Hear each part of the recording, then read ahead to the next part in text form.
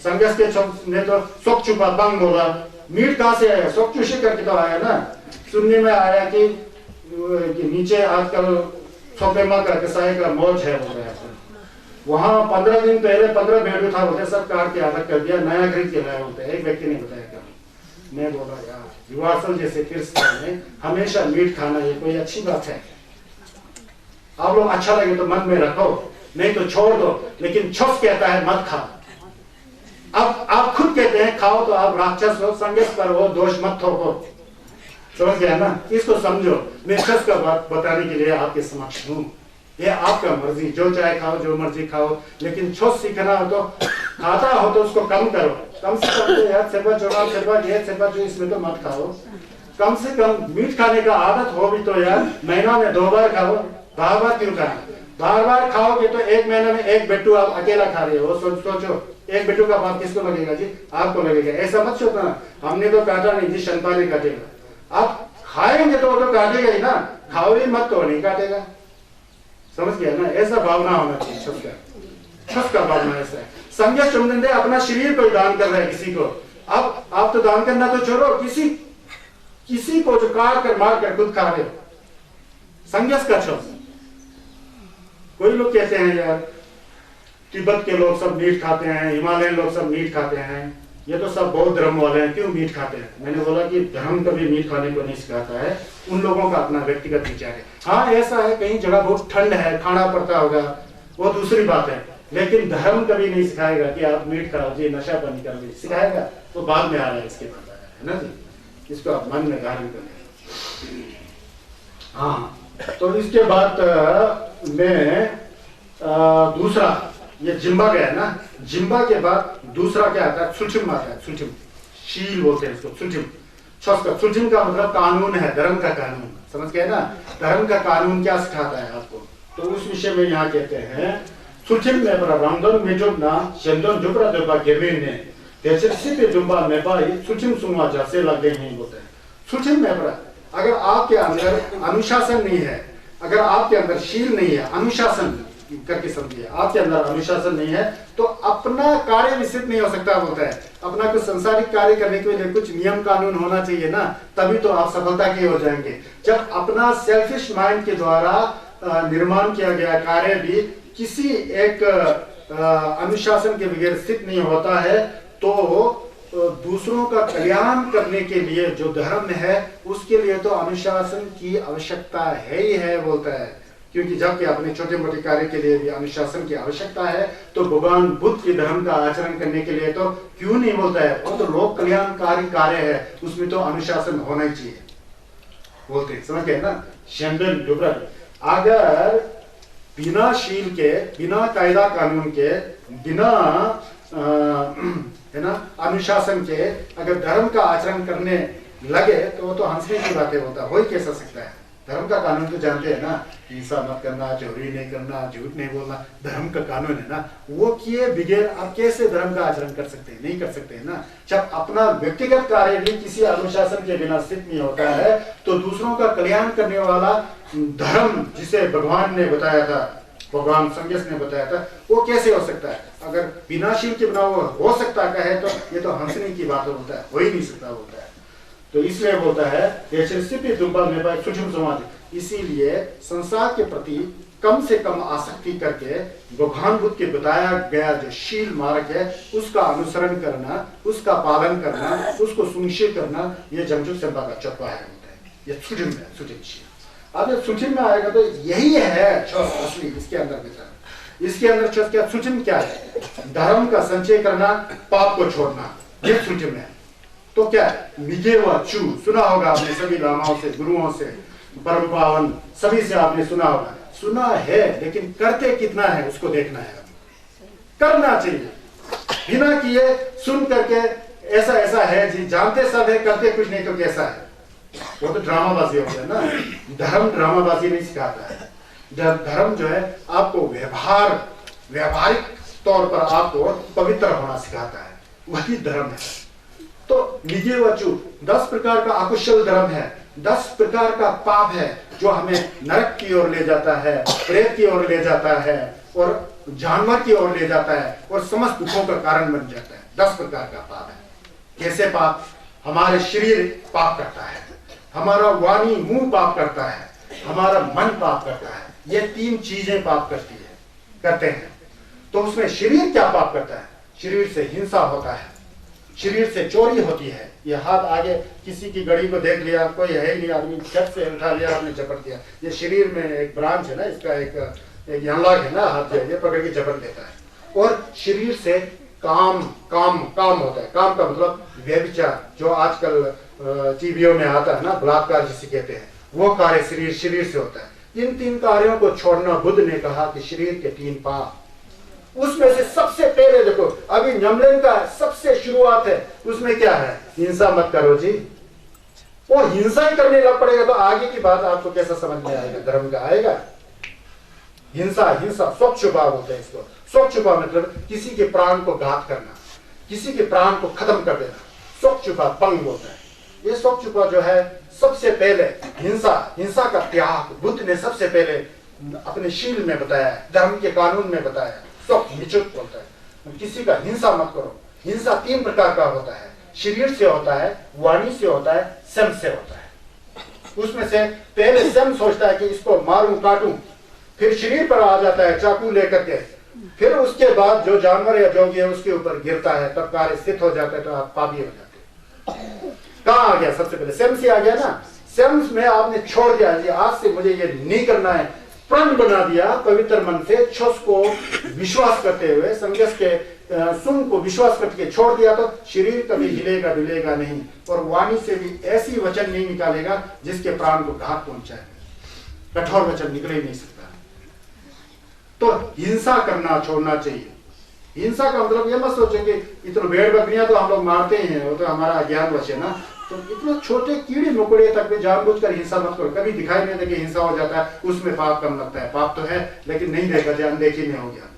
लेकिन जो हम घरों में जो पशुओं की बलि देते हैं, काटते हैं, वो तो हाँ यार आप तो मीट खाने का, देवता के ऊपर थोप देता है, पकड़ा, उसके ऊपर पानी डाला, और वहां एक प्रथा है कि जब तक पूरा तरह नहीं हिले तो देवता एक्सेप्ट नहीं करता है। हमने भी देखा, अपने घरों में भी होता था ये। जब से हमने लामा बनना शुरू किया, सौभाग्य से हमारे फादर जी भी लामा थे, तो उन्होंने जो हमने जंगी देवता जी के वहाँ बलि चढ़ता ही नहीं। अभी बड़ा प्रसन्नता होती है, व्यक्तिगत रूप से अपने घरों में काटता होगा, वो उनका अपना प्रॉब्लम है। पिछले साल हमारे भतीजा का शादी, मैं तो शादी वादी में जाता नहीं हूँ, चाहे भतीजा का हो, भाई का भी किसी शादी में गया नहीं, लामा होने के नाते जाना जचता नहीं है। तो मेरे से पूछता है भतीजा की लामा तो यार क्या करना कि वो पाप। मैं बोला क्या बात कर रहे हो? मत करना। अगर कोई बोले तो बोलना कि लामा आपा ने बोला कि मत काटो, बोला हुआ ही नहीं। वेजिटेरियन खाना खिला दिया लोगों को। कुछ लोग जो पसंद भी है, मीट खाने के पसंद भी है, वो लोग कुछ बोले होंगे, 2-3 दिन में शांत हो जाता है। उनने तो कमाया ना, शादी में 20 बकरा कट गया तो वो परिवार वाले पाप उठाता है। और मैंने भी कहा यार तो प्रथा है, करो बोलेंगे तो मैं कहाँ का चंबोल रहा, मैं कहाँ का गुरु रहा, समझ गए हो ना? यह होनी चाहिए बात। स्वच्छ छुपा पंग होते हैं।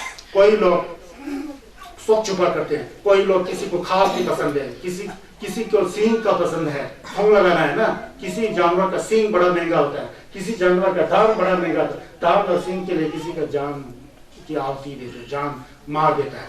किसी को खाल चाहिए, खाल के लिए किसी को मीट खाना चाहिए, तो वहाँ पाला होता है, बड़ा भारी मोटा बना के आज तो कर दो जी, कर देते हैं सब, फिर काट लेते हैं, उसको काटा जाता है। वहाँ काटने के बाद भी वो पूरा मरा नहीं होता है, उसी में उसके पेट को फाड़ दिया जाता है, उसके अंतड़ी को निकल दिया जाता है, उसके मांस जो फड़कता होता है, अभी भी उसमें प्राण वायु चलता होता है। लेकिन जो काट रहा है, जो काम कर रहा है, उसको पता ही नहीं क्या कर रहा है। अगर उसी के सामने उसको काट दिया जाए तो उसका क्या हाल होगा, आपका क्या हाल होगा? अब देखो, स्वच्छ छुपा संघर्ष ने कभी भी नहीं कहा कि किसी की हिंसा करो, लेकिन हम हिंसा करते हैं और अपने आप को नंपा संघर्ष कहते हैं।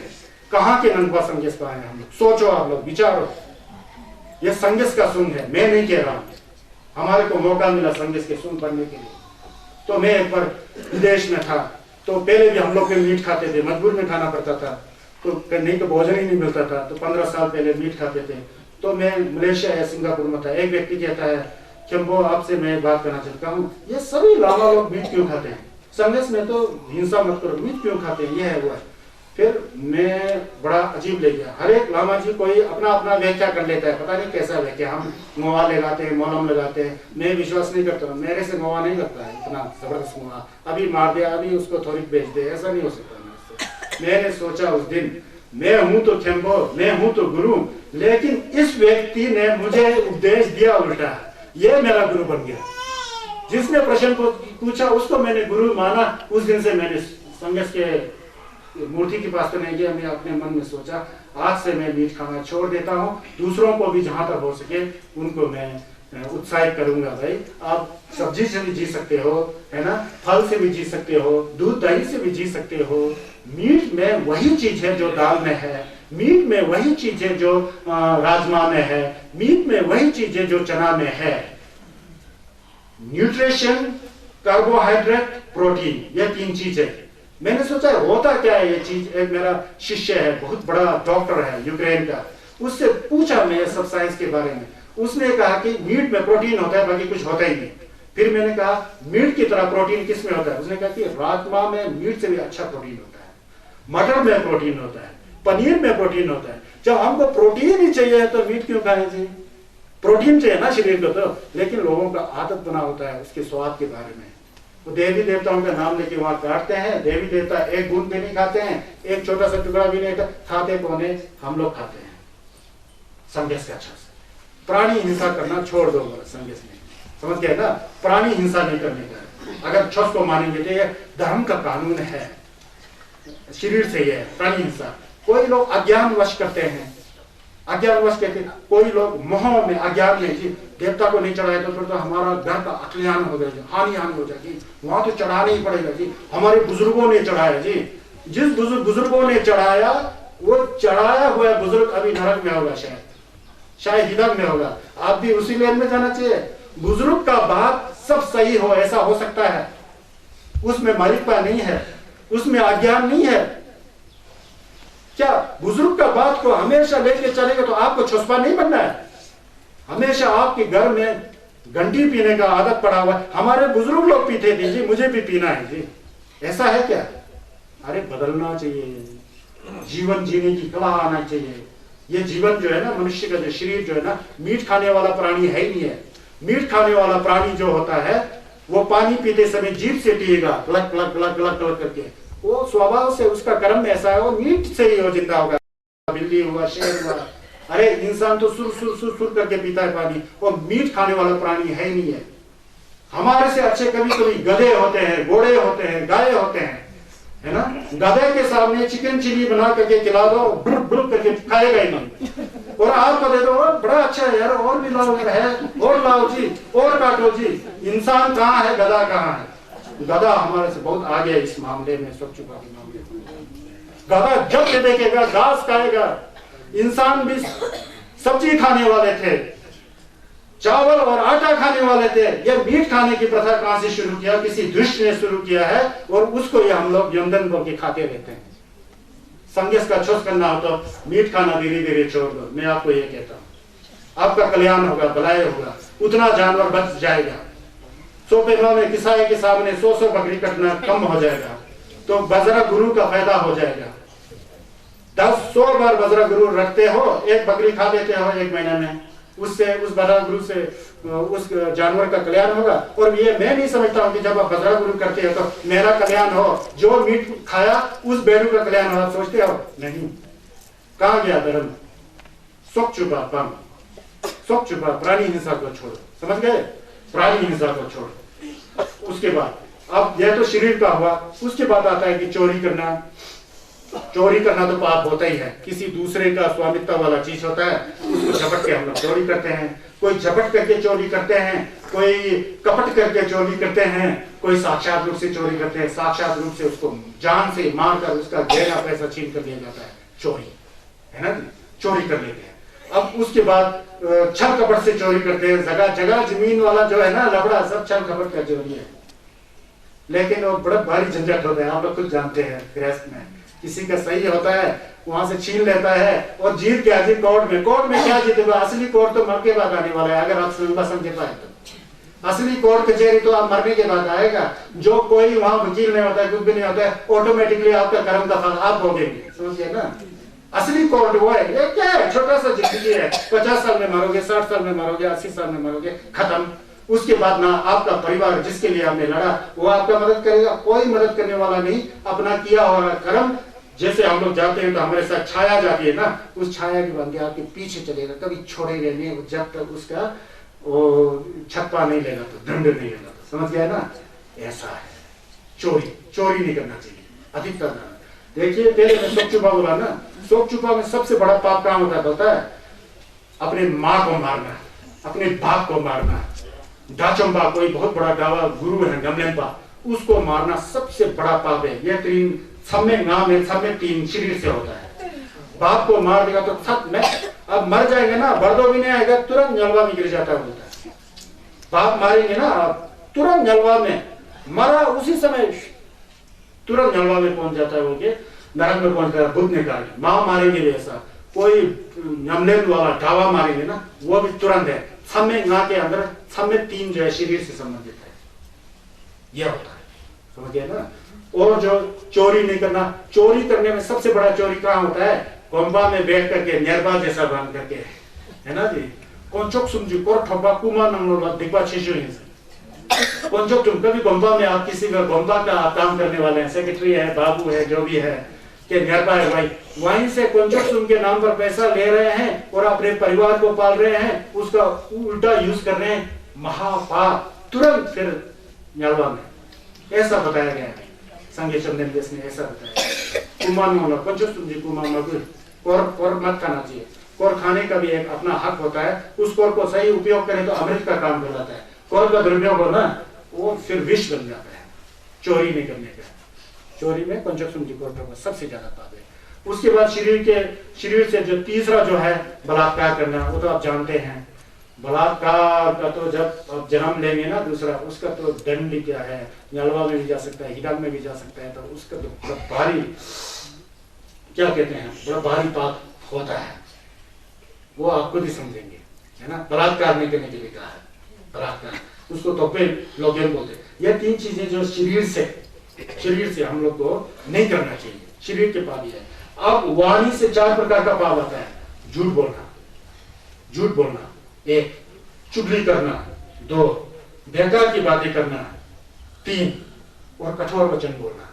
कठोर, तू तो गधा जैसा है, तू तो कुछ नहीं है, यह है, और मन में क्रोध है, किसी को कठोर वचन बोले ना तो उसको बड़ा भारी पाप होता है। झूठ बोलने से तो पाप है, पता ही है। झूठ बोलने से उसका बड़ा हानि हो जाता है, बाद में खुद का भी हानि हो जाता है।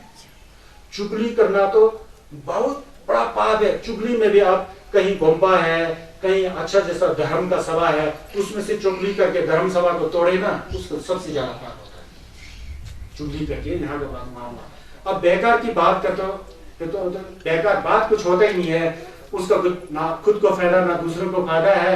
उस घर में यह हो रहा है, इसमें यह हो रहा है, उसका वो है, फालतू की बातें हैं, अननेसेसरी अनावश्यक जो है अपने ऊपर पाप को लाना होता है। चुगली करने में यहाँ का वहाँ कोई बड़ा अच्छा मित्र होता है, उनको जी वो तो ऐसा जरा उनके साथ कैसे जा रहे हैं, फिर यहाँ के बोला कि वो तो ऐसा, दोनों का वियोग कर दिया, उसको बड़ा भारी पाप होता है। वो नहीं करना चाहिए, समझिए ना। तो उसमें से जो कठोर वचन है तो बड़ा ही पाप है। कठोर वचन से दूसरों को बड़ा हानि होती है। एक कथा सुनाता हूँ यहाँ संघ चंदन के काल में, क्या करें, वही राजगिरी के पास है ना, राजगिरी में एक साहूकार रहते थे, उनका कोई पुत्र नहीं था, कई दिनों से कोई पुत्र नहीं था। बाद में एक पुत्र का जन्म हुआ। पुत्र का जन्म होने के बाद 9 महीना हो गया, वो पुत्र जो है बाहर नहीं आया माता की कोख से। उतने में दूसरा पुत्र आ गया पेट में, उतने में दूसरा पुत्र आ गया, उसका जन्म हो गया, लेकिन पहला वाला पुत्र पेट में ही रह गया। इसी तरह तीसरा पुत्र आया, पहला वाला पुत्र माँ के कोख में ही दूसरा वाला भी जन्म हो गया। ऐसा करते करते 10 पुत्र का जन्म हो गया, लेकिन पहला पुत्र अभी भी माता की कोख में ही रह गया। पता है, पहला पुत्र माता की कोख में ही रह गया। उसके बाद 60 साल तक वो बच्चा जो है माता के कोख में है, और माता बुढ़िया हो गई, 80 साल 90 साल में पहुंचने को है, मरने का समय आ गया, लेकिन पहला पुत्र पेट में ही रह गया। ये कंजूर के अंदर है, ये कथा समझ गया ना, कंजूर 2 में है, पहला पुत्र फिर वहीं रह गया। तो उसके बाद अब माता ने कहा कि मेरा तो मरने का समय आ गया, मेरा तो मरने का समय आ गया, लेकिन पहला वाला बच्चा अभी भी पेट में है। फिर उसने अपने पति से कहा और कुछ लोगों से कहा कि मैं तो मर जाऊंगा कुछ क्षण बाद, मेरा शरीर जब शमशान घाट दूठो सिल्वासर के नाम था वहां शमशान घाट में ले जाएंगे, तो उस समय मुझे फाड़ करके, मेरे पेट को फाड़ करके बच्चा को जिंदा निकालना। तो लोगों ने कहा ठीक है। तो गया। उस समय संगेश चौंदन देव भी वहीं थे कहीं आसपास में, संगेश को भी बुलाया गया और कुछ हिंदू के साधु संत भी थे, उन लोग को भी बुलाया गया। अब दूठो में ले गया। उस समय एमची थे, एमजी है ना जो मेहंदे थे, उनका नाम था सोजे बोलते हैं, संगेश का एमची भी वही थे, जीवक थे। तो वो एमची थे, तो एमची ने ले गया वहां फाड़ा और निकल गया। वो जो बच्चा बाहर निकला ना, 60 साल का बुढ़ा, बाल सफेद, यहाँ सब निर्मा आया हुआ है, निर्मा इसको लकी पूरा अजीब जैसा एक आदमी पैदा हो गया, जिंदा है, बाहर निकल गया। तो वहां सब लोग देखा तो कुंगा वो साथे संगेश, ये क्या हो गया, ये ऐसा कैसा हो सकता है, 60 साल तक माता की कोख में रहा, कैसा हो सकता है, ऐसा बोला। फिर संगेश ने कहा तू गेम्बो है ना, बोला उसका नाम गेम्बो रहा होगा ना, हाँ मैं ही गेम्बो हूँ। जैसे ही जन्म हुआ उसने कहा कि अपने गुरु का कठोर वचन मत बोलना, अपने माता पिता को कठोर वचन मत बोलना। मैंने कठोर वचन बोला, उसी के फल रूप में मैं माता की कोख में 60 साल तक रहा होता है, ऐसा होता। फिर इसका स्टोरी आता है बाद में। फिर संगेश से पूछा कुंगाओ ने, हुआ क्या है, कैसा हो सकता है, कैसा कर्म किया। फिर संगेश बोलते हैं मेरे से पहले जो संगेश हुए थे, संगेश होसुम, उस समय लोगों का जो आयु जो है शिठी था होता है, हम लोग संगेश जगत हुआ तो 100 साल की उम्र में है ना मनुष्य के, उस समय जब छेलो शिठी था उस समय के संगेश होसुम महा काश्यप, बुद्ध काश्यप जी के काल में बोलता है। ये जो है एक बहुत बड़ा व्यापारी का लड़का था बोलता है, जो अभी वहां की कोख से 60 साल में बाहर निकला, मतलब बहुत बड़ा व्यापारी। उस व्यापारी ने उसको एक बहुत बड़ा बनते जी थे, गेलोंग थे, जो डाचोंपा वगैरह बन चुके थे, उनको समर्पित कर दिया, इसको धर्म सिखाइए बोलते। वो उनका चेला बन गया तो खूब न्यामलेन करता था, धर्म सुनता था, न्यामलेन करता था। एक दिन कहीं नीचे शहर में बाजार में तमाशा हो रहा था बोलता है, पता नहीं क्या आया, जादूगर आया, मदारी आया, जो भी आया, तमाशा हो रहा था बोलता है। उस तमाशा को देखने का उसका बड़ा इच्छा हो गया, उस यंग भिक्षु का, जो ये बुढ़ा बना हुआ है 60 साल का बड़ा। उसने अपने गुरु से कहा, गुरु जी आप यहाँ बैठ के थक गया, धर्म हो करके वहाँ देखने चलिए, साथ चलते हैं। उनके हंस मुख के गया, गुरु जी ने मना किया, ये धर्म ऐसा मत सिखाता, नहीं सिखाता है। उसको जोड़ना तो जरा चाह करके आपको लाइट चलेगी। तो तमाशा हो रहा था नीचे, है ना, तमाशा होते समय तो उन्होंने मना किया, ऐसा नहीं जा सकता है, संगीत के चौस में नमलेन करना, दवा का वो होता है, ये होता है। उनके दूसरी बार बोला, फिर भी नहीं माने गुरुजी, जो नितिन जी थे, स्थाविर जी जो भिक्षु थे। तीसरी बार बोला, फिर भी नहीं माना। चौथी बार बोला, फिर भी माना। फिर गुस्सा आ गया उसको, गुस्सा हो गया, अपने गुरु को कहा ठीक है तू नहीं जाएगा तो नहीं जा। तू बोल दिया अपने टीचर को ना, अपने गेगे को, खेम्बो को, तू बोल दिया तू नहीं जाए तो नहीं जा, तू इस छोटे से इस कमरे में 60 साल तक बैठ अंधेरा में, मुझे फर्क नहीं पड़ता बोल के तमाशा देखने गया होता है। तो संगेश ने कहा, उसके बाद मर गया। उसी के फलस्वरूप वो गेलोंग जी थे, वो तो डाचंबा हो गए, जिसने कठोर वचन अपने गुरु को बताया। तो 60 साल तक तू यहीं बैठ, इसी छोटे से कमरे में बैठ, अंधेरा में बैठ बोल दिया ना, उसके फलस्वरूप गेलोंग तो डाचंबा हो गया, लेकिन खुद माता के कोख में 60 साल तक रह गया बोलता है। समझ गए, कठोर वचन नहीं बोलने का है, खासकर अपने गुरु का, खेम्बो का, लोपुन का कठोर वचन बिल्कुल मत बोलो। समझ गए ना, कठोर वचन का फल जाता है। और भी कई कथाएं हैं, सब नहीं कहा जा सकता है, क्योंकि हमारे को आगे भी जाना है ना, इससे आप लोग समझ लो। छिप नहीं बोलना चाहिए। कठोर वचन बोलने से दूसरों के दिल को जो ठेस पहुंचाता है, ठेस पहुंचाने के बाद उसमें बड़ा प्रतिक्रियाएं होती है, तो बड़ा दुख होता है, बड़ा असहनीय दुख होता है। कठोर वचन मत नहीं बोलना चाहिए। ये चार जो है, अपने वाणी से झूठ बोलना, चुगली करना, बेकार की बातें करना और कठोर वचन बोलना बहुत जोर से, तू तो गधा जैसा है, तू तो ऐसा है, यह है बुरुक है, यह कभी नहीं बोलना चाहिए। धर्म कभी नहीं सिखाता है। समझ गया ना। ये मीडिय वचू के बारे में बताऊं, ये हमारे वाणी से होती है ये सारी चीजें। झूठ का तो कहने क्या, बड़ा भारी झूठ बोलते हैं ना हम लोग बिजनेस का संसार, तो झूठ का ही तो ये एक स्टेज है। ये झूठ तो सब लोग बोलते हैं, लेकिन झूठ कम से कम बोलना चाहिए।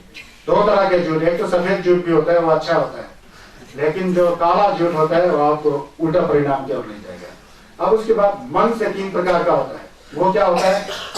लोभ, ज्यादा लोभी होना, ज्यादा लोभी होना, ज्यादा क्रोधी होना, और मिथ्या दृष्टि, लोकता बोलते हैं ना, क्या है, गलत काम करो कोई गलत फल नहीं होता है। किसने देखा? संन्यास कब आए, क्या किया? मैं नहीं विश्वास करता।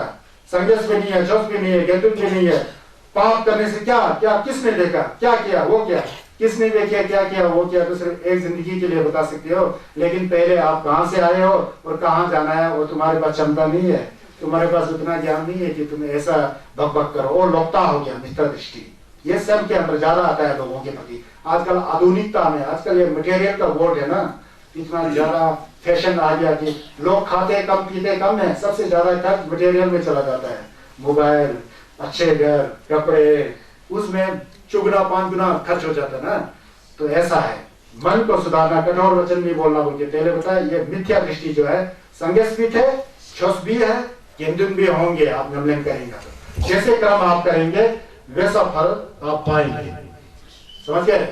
तो इसलिए जो है ये सारी चीजें जो है याद रखना चाहिए और मन में धारण करना चाहिए। और लोभी होने से तो बड़ा भारी उसका वो हो जाता है। जितना आप लोभी होते जाएंगे उतने आप दुखी होते जाएंगे। जितना आपको चाहिए उतना दुखी होते जाएंगे। चाहिए चाहिए चाहिए, यही तो जिंबा है, यही तो छप्पा है। नहीं चाहिए नहीं चाहिए नहीं चाहिए, यही तो द्वेष है, यही तो खोंठो है। चाहिए को भी कम कीजिए, नहीं चाहिए होगा तो अच्छा है, ज्यादा नहीं चाहिए जी, इतना में पर्याप्त है जी, काफी है, ज्यादा लोभी नहीं बनने का है। और क्रोध की भावना तो आप जानते हैं ना, क्रोध ही तो कठोर वचन बोलता है। क्रोध से ही तो आप खुद भी मिट जाते हैं, दूसरों को भी मिटा देते हैं। क्रोध तो करना ही नहीं चाहिए, समझते हैं ना। पहले ये जिम्बा वगैरह है ना, पहले जिम्बा और चुटिन में चला गया मैं, इन दोनों के बीच में मैं बात कर रहा हूँ। जिम्बा के बारे में हुआ क्या, एक बार न्यंजोत में, ये भी कमजोर के अंदर है ना, न्यंजोत में एक साहूकार थे। पहले तो राजगृह में थे ना, ये न्यंजोत श्रावस्ती में एक साहूकार थे।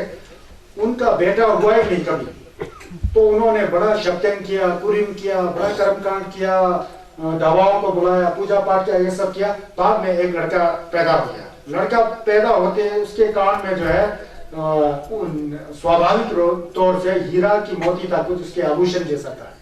तो उस लड़के का नाम ही करण, कुछ अमूल्य करण बोल के उसका नाम पड़ गया, अमूल्य करण टाइप का कुछ नाम पड़ गया। तो वो बड़ा बच्चे था, अभी 18-19 साल हो चुका था बच्चे के। वो छत पर खेल रहा था, नीचे देखा कि उसके माता पिता जो है बड़ा भारी काम कर रहे हैं जमीन में। उसको बड़ा अजीब लगा, माता पिता काम कर रहे हैं, मैं ऐसे ही बैठा हूँ। तो तुरंत नीचे आया, तो माता पिता से कहता है कि मैं भी कुछ काम करूँ, कुछ व्यापार करूँ, क्योंकि आप लोग तो खून पसीना दे रहे हैं, मैं ऐसे ही बैठा हूँ। तो माँ बाप ने समझाया क्या, कैसे करोगे? नहीं, मैं करूंगा, थोंग लगाने जाऊंगा, 6 गसों में जाऊंगा, नरबू लाने के लिए, सागर समुद्र में जाऊंगा। तो पिता ने 2 नौकर भेजा, 2 गधा और 2 घोड़े भेजे। घोड़ा अच्छा वाला, चंगशे बोलते हैं उसे, चंगशे बोलते हैं। 2 घोड़ा भेजा और 2 घोड़ा भेजे और 2 गधे भेजे और 2 नौकर साथ में भेज दिया। वो लोग पहुंच गए जी समुद्र तट पर, और नरबू मिला, जुरू वगैरह, यू वगैरह क्या मिला, मोती वगैरह, मूंगा वगैरह क्या मिला, इकट्ठा करके निकाल के रात भर उसको वो करते रहे, यहाँ वहाँ करते रहे। उसका बनाना पड़ता है ना, गधे पर लादने के लिए, घोड़े पर लादने के लिए, वो सब करते रहे। तो देर से सोए। देर से सोने पर जो सुबह जो पहला नौकर जो है एक घोड़ा लेकर चला गया, और दूसरा नौकर भी दूसरा घोड़े पर लद पर चला गया। लेकिन जो असली मालिक का लड़का था वो पीछे रह गया, 2 गधों के साथ, 2 गधों के साथ पीछे रह गया। पहले वाले नौकर ने सोचा शायद मालिक का लड़का दूसरे वाले के साथ है, दूसरे वाले ने सोचा दूसरे वाले के साथ, ऐसा करके वो वहां रह गया। धूप निकल गया था, तो उठा तो दोनों नौकर तो है ही नहीं है, तो घोड़े भी नहीं है। अब 2 गधा और खुद बचा हुआ है, कुछ सामान है, उसको तुरंत लाद करके चला गया, जल्दी जल्दी चला गया। और आगे गया तो रास्ता भटक गया, रास्ते भटक गया। वो उसका वो नहीं, कंगे नहीं होता है, कोई चिन्ह नहीं है, घोड़े का चिन्ह दिखाई नहीं है, भटक गया, तूफान जैसा आ रहा था। तो भटक गया तो रास्ता ही नहीं। काफी आगे जाकर दोनों गधे रुक गया, बोलता है ऐसा, तो रुक गया। तो उसने जल्दी जाना चाहते, पीछे से जो है उसको डंडा मारा, तो गधे जल्दी जल्दी हड़बड़ाहट में चला गया। तो वो कहीं दूसरा जगह ही पहुंच गया जी। दूसरा जगह पहुंचा तो देखा है कि वहां 4-5 लोहे का घर जैसा है, लोहे का घर। मैं आपका हिदक का स्टोरी बता रहा हूँ, हिदक के साथ है, एक लोहे का घर है वहां। वहां रोए के घर पहले घर की भूख लगा हुआ था बड़ा भारी, उसको कर्ण बाहुबली को भूख लगा था, तो लोहे के पहले वाले घर के अंदर चला गया। पहले के घर के अंदर उसको भूख लगा हुआ, वहां देखा तो बड़ा भारी कुछ बैठे हुए हैं, बड़ा कुछ ऐसे ही ताव, बहुत तगड़े तगड़े आदमी बैठे हैं। उनसे पूछा मुझे खाना चाहिए, तो वहां भी थे। वो कह रहे हैं कि तू खाना बोल रहा है, हमने तो आज तक खाने का नाम ही नहीं सुना, बोला भूखे प्यासे मर रहे हैं यहाँ, खाने का नाम नहीं सुने, तो खाना बोल रहा है, खाने का नाम ही नहीं सुना। फिर ध्यान दे गया, खाने का नाम सुना है, ऐसा कैसा हो सकता है। फिर पूछा आप लोग कौन हो? वो लोग कहता है कि हम लोग पहले तक्षशिला के एक सेठ के लड़के लोग हैं, बोल रहे हैं। तक्षशिला बोले अभी पाकिस्तान में, तक्षशिला यूनिवर्सिटी सुना, वो वहाँ तक्षशिला पाकिस्तान में, पुराने समय में वो भारत ही था, तक्षशिला के हैं। तो उस समय वहाँ फब्बा कत्यायाना जी थे, गेंदिन नब्जा दूजा के साथ बैठते थे, विष्णु के साथ। उस समय सभी लोग दान दे रहे थे, अपने श्रद्धा माफक सबको दान दिए थे। हमारे पास भी दान मांगने आए, हमने तो गाली गलौज करके उनको वापस दे दिया, दान दून दिया ही नहीं है। तो इसी कंजूसीपन के बदौलत हम खुद भी नहीं खाए, दूसरों को भी नहीं खिलाए, और फब्बा केंद्रीय टाचम और संगेस के तनपा में बैठने वाले, वहां भी हम लोग दान कभी दिया नहीं, बल्कि गाली मारते रहे। मरने के बाद हम लोग यहाँ जन्मे हैं, आज हमारे को खाना सामने, तो क्या खाने का नाम भी नहीं सुना, बोलता तो खाना मांग रहा है, यहाँ है ही नहीं होता। फिर वो हैरान, वो तो आदमी था ना, भटक के वहां पहुंच गया ना। तो उससे पूछा आप जाएंगे वापस? जाएंगे तो मैं हूं तक्षशिला का, मेरा घर फलाना फलाना ये है, उस घर के कोने के नीचे आप गड़ा खोल लेना, लोटे के अंदर सोने और चांदी का सिक्का होगा, कुछ होगा, उसको निकाल करके फब्बा कत्यायाना को हमारे नाम से दे देना, और हमारे घर वालों को कहना कि हमारे लिए अच्छी तरह से मुआ मुलम लगाओ ताकि हम यहाँ से निकल जाए। ऐसा बोलता।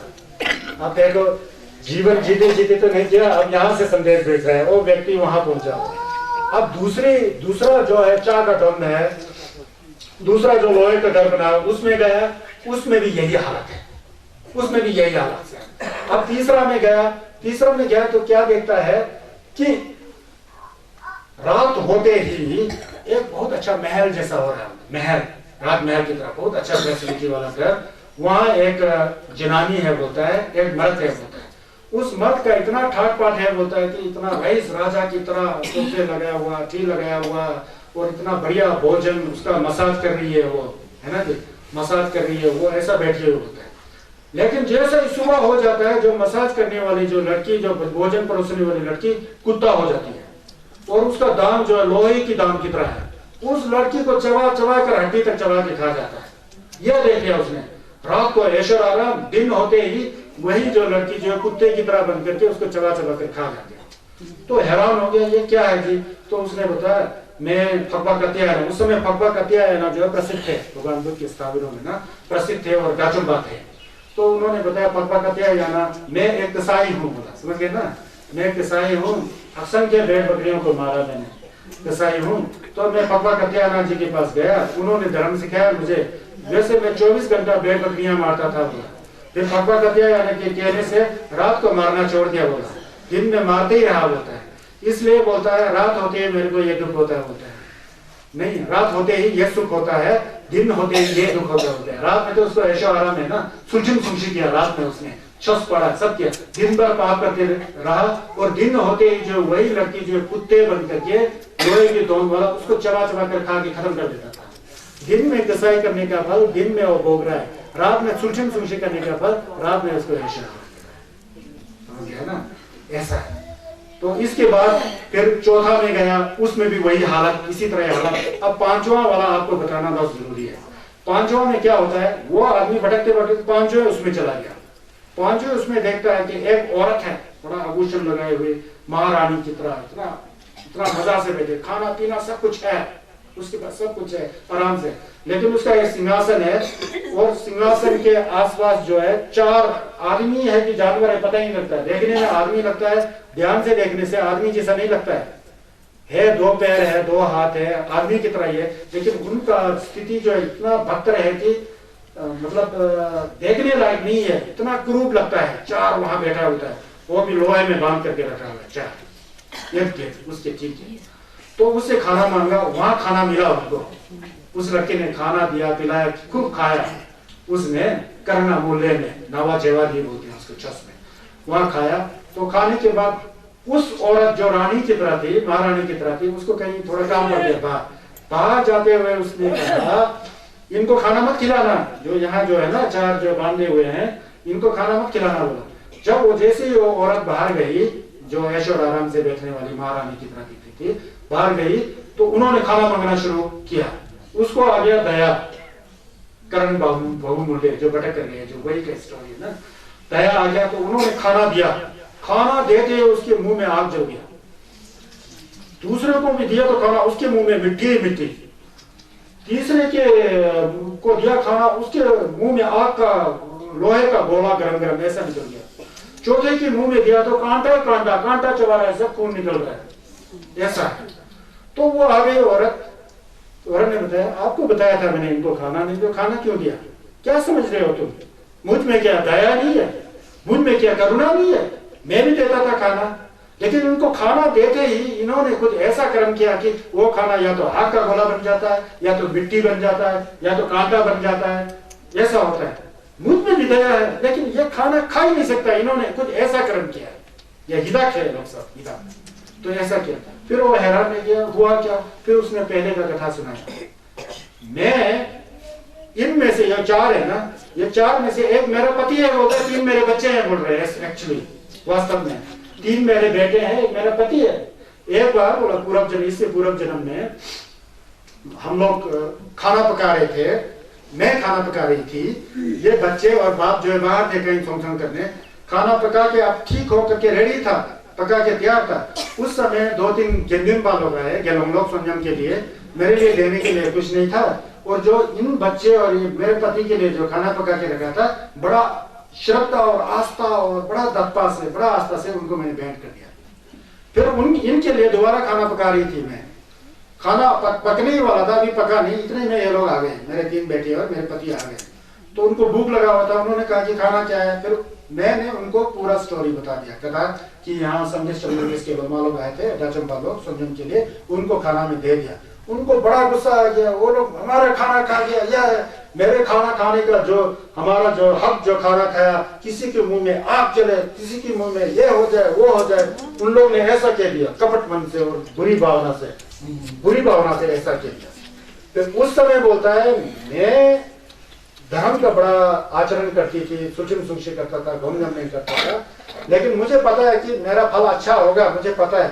लेकिन मैं समझना चाहता था कि जरूर इस तरह से दाचंपा और डावा लोग को इसने, मेरे 3 बच्चे और पति ने कठोर वचन से गलत शब्द कहा, इसका फल जरूर ये लोग भोगेगा, हिदाक में जाएगा, जरूर भोगेगा, ऐसा मुझे लगा। और मैंने भी मोलम लगाया कि ये लोग के इस तरह के कर्म करके किस तरह से फल भोगे, उसको मुझे दिखाई दे, वो मैंने मोलम लगाया था बोलता है इस औरत ने। ये इसका कुकर्म का फल कैसा होता है वो मुझे मेरे आंखों के सामने दिखाई दे बोल के प्योर मन से, साफ मन से, पवित्र मन से मैंने मोलम लगाया था बोलता है। उस मोलम के बावजूद मैं इनके सामने आ गया, मैं तो आराम से बैठ सकती हूँ, ये मेरे बच्चे हैं, पति हैं, इनको खाना खा ही नहीं सकते, क्योंकि खाना देते ही इनके आग में, मुंह में आग का गोला बन जाता है, आग निकल जाता है। तो ये उसका फल है बोलते हैं, समझ गए ना? इसलिए जब कोई आदमी आपके सामने आता है, कोई है ना, हो सकता है कोई जमचिक से भगत हुआ हो, क्या होता है, आराम से खिलाइए पिलाइए, क्या फर्क पड़ता है आपका? एक ढंग का खाना किसी को देने से आपको कुछ कमी होगा, लेकिन मन पवित्र होना चाहिए। हम लोग लंबा समझे छुस पड़ रहे हैं, वो हिदायत ऐसा होता है, जैसे करनी वैसे बनी ना, ऐसा। ये भगवान बुद्ध ने कंजूर के 2 के अंदर सुनिश्चित करके रखा है। ये भी 2 की स्टोरी है, वहीं का है। तो आप लोग थके हुए हैं कि और मैं खींचूं 10-15 मिनट खींचूं ना? अच्छा, तो ऐसा है हम लोग सुचिम के बारे में। अब ये हो गया जो 10 प्रकार के मैंने वो बताया ना, 10 प्रकार विज्ञान बताया। अपने शरीर से 3, वाणी से 4 और मन से 3 है ना, इसको छोड़ना सुचिम है। छोड़ना कैसा? हिंसा नहीं करना सुचिम है, यह कुदरत का कानून है, धर्म का विधान है, हिंसा नहीं करना, चोरी नहीं करना, है ना। और ये क्या कहते हैं, बलात्कार वाला काम नहीं करना, उसको व्यभिचार कहते थे पुराने समय में, वो नहीं करना। व्यभिचार में भी अगर आप अपने माँ कोई जमो या भिक्षुणी के साथ व्यभिचार करे ना, महापाप होता है, ऐसा क्या है, ऐसा व्यभिचार जो है वहाँ नहीं कर सकते। पर उसके बाद क्या करना है, मधुर वाणी बोलो, औरों को भी शीतल करो, खुद भी शीतल हो। हमेशा मुंह से फूल बरसा, समझ गए ना, दोस्त दुश्मन में फर्क नहीं पड़ता है, उस फूल बरसाने का फल आपको मिलेगा। मैं महात्मा कबीर जी को भी बहुत मानता हूँ। कबीर के बाद जो है बुद्ध से बहुत मैचिंग होता है, भगवान बुद्ध के। उन्होंने कहा, कबीर को आपने पढ़े होंगे, कबीर जी बोल के सुना, बड़ा बड़े साधु संत हुए थे वो, ना मुस्लिम थे ना हिंदू थे, कोई वो तंगम में रहते थे। उन्होंने कहा कि ऐसी वाणी बोली है, मन का आपा खोए, और उनको भी शीतल करे, आपू शीतल हो। ऐसे मुंह से वचन बोलो कि दूसरों को अच्छा लगे, मधुर लगे, और उनको भी शीतल करे, आपू शीतल हो। यही बात बुद्ध ने कहा था। मीठा बोलना सीखना चाहिए, कड़वा नहीं बोलना है, झूठ नहीं बोलना है, चुगली नहीं करना है, बेकार की बातें नहीं करना है, उससे आपका टाइम वेस्ट हो जाता है, टाइम बेकार हो जाता है। वैसे हम लोग का आदत पड़ा होता है संसार का बतरा से ना, गप्पे मारते हैं, चलो गप्पे क्या होता है, पूरा उल्टा सीधा बात होता है, उसका तो यह है या इसका तो यह, आपका लगता कुछ भी नहीं है, लेकिन उसके बारे में आप फंसे रहते हैं, बेकार की बातें, वो नहीं करना चाहिए। और मन में लोभ नहीं होना चाहिए, मन में क्रोध नहीं होना चाहिए, और संघर्ष के प्रति विश्वास होना चाहिए, संघर्ष को दक्पा होना चाहिए, छुप करना चाहिए, अच्छा दिन होना चाहिए, कर्म फल को मानना चाहिए। चिंता वाई ले जेपा टेबू देगा मृत्यु थप, जैसा जैसा कर्म करोगे वैसा वैसा फल भोगोगे। ये कुदरत का नियम है, विश्व का विधान है, सत्य है। फर्क नहीं पड़ता हिंदू हो, मुस्लिम हो, सिख हो, ईसाई हो, इस संप्रदाय से संबंध हो, उस संप्रदाय से संबंध हो, इस पंथ से संबंध हो, इस शुल्क से संबंध हो, सबके प्रति ये धर्म लागू होता है। आप नहीं कह सकते हैं बौद्ध हिंसा नहीं करना, हिंदू हिंसा नहीं करना, सिख हिंसा नहीं करना, बोलते नहीं है ना, हिंसा नहीं करना तो सबके लिए पवित्र हो जाता है। संघर्ष का धर्म जो है ना, ऐसे एक्चुअली ये सभी के लिए है, इसमें ना जात पात पंथ संप्रदाय से लेना देना ही नहीं है। उसको समझोगे ना, वहां सब सम आ जाता है। अब हम लोग तो कभी प्रबंध में फंसे रहते हैं, हम लोग गेलुपा है जी, हम लोग निम्मा है जी, हम लोग डुप्पा है जी। वहां जब जैसे आपको प्रबंध होगा ना, वहीं आप खत्म हो गए। ठीक है आप डुप्पा से संबंध है, ठीक है आप गेलुप से संबंध है, ठीक है आप निम्मा से संबंध है, दूसरों का भी इतना ही इज्जत करो जितना आपके संप्रदाय से इज्जत करता है। संप्रदाय के तो एक पंथ है, रास्ता है, लेकिन संप्रदायवाद के प्रति आसक्ति और जिंदा करना और किसी दूसरे चीज के प्रति आसक्ति और जिंदा करना, जिंदा ही है वो, जिंदा ही है, आसक्ति ही है, वो आपको फंसा गई, वो आपको झटके गए। जिंदा तो जिंदा ही है, अच्छा के प्रति जिंदा करके भी जिंदा है, खराब के प्रति जिंदा करके भी जिंदा है, दोनों बंधन है, मुक्ति नहीं है। समझ गए ना। बौद्ध धर्म जो है सागर के समान है, बौद्ध धर्म सत्यता का धर्म, विश्व का कानून, कुदरत का दस्तूर, विश्व का विधान। बुद्ध ने कहा चार आर्य सत्य यह है, इसको छोड़ना सुजम है। निगेवाचु को छोड़ करके सुजिम चू का धारण करना चाहिए। इसलिए कहते हैं न्यचो तोंबे सुचिम, पाप नहीं करने का प्रण लेकर पाप को छोड़ना, वो सुचिम है, वो शील है। गेवा छुतु की छुचिम, जो पुण्य हो, छोटा भी पुण्य हो तो करो अच्छे मन से, उसका फल हो जाता है, उसका फल मिलता है। पुण्य के कर्म को छोटे से छोटे भी करो, पाप के कर्म को छोटे से छोटे भी मत करो, यह सुचिम है। समझ गए ना। गेवा समझे दोंजी की सुचिम, और लोक कल्याण के लिए काम करो। कल जो हम लोग मलम लगा रहे थे, निंजे, जंबा, धावा, तंगम, करुणा, मैत्री, मुदिता, है ना, उपेक्षा की भावना, लोक कल्याण के लिए, लोगों का कल्याण, सबका कल्याण। भगवान बुद्ध ने जब सबसे पहले बनारस में धर्मचक्र प्रवर्तन किया था, छुंशी किया था, यहाँ वहां मिला के कुछ दिनों में 60 भिक्षु हो गए थे। 60 गेलों, सबसे पहले 60 गेलों। उन गेलों को बांध करके चारों दिशाओं में छोड़ दिया भगवान ने। बोला कि भिक्षु जाओ चारों दिशाओं में, कुछ इस पूरब की ओर जाओ, कुछ दक्षिण की ओर जाओ, कुछ पश्चिम की ओर जाओ, कुछ उत्तर की ओर जाओ, लोक कल्याण करो। लोक कल्याण करने के लिए मैंने तुमको धर्म सिखाया है, लोगों का कल्याण करो। चरत भिक्षुवे चारिकम, बहुजन हिताय बहुजन सुखाय। ये संघर्ष का सिख था उस समय। संघर्ष बहुत कर नहीं बोलते थे, आपको पता है ना। ये बहुत, मैं तो अभी 6 साल के 1200 साल हुआ है, उससे पहले तो 600 हिंदी नहीं था उस समय, पाली भाषा थी, संस्कृत भाषा थी, मागधी भाषा थी, उसमें छस चलता था, उसका अनुवाद हुआ है। अगर हम लोग समझते हैं कि छस जड़ से ही तिब्बती भाषा में हमारी गलत फहमी है। जो भी भाषा पढ़ो, जो भी लैंग्वेज बोलो, फर्क नहीं पड़ता, लेकिन धर्म करना आना चाहिए, धर्म को समझना चाहिए। समझ गए ना? तो यह है कि अब अछुतु की सुचिम समझें दुर्जु की सुचिम, इसको करना है। एक बात पहले पिछले साल मैंने आप लोग को कहा था, उसमें यंग तक पे छोआ बोल के आता है, फलम यहाँ के सम्यक आजीविका बोल के आया ना। सम्यक आजीविका क्या होता है?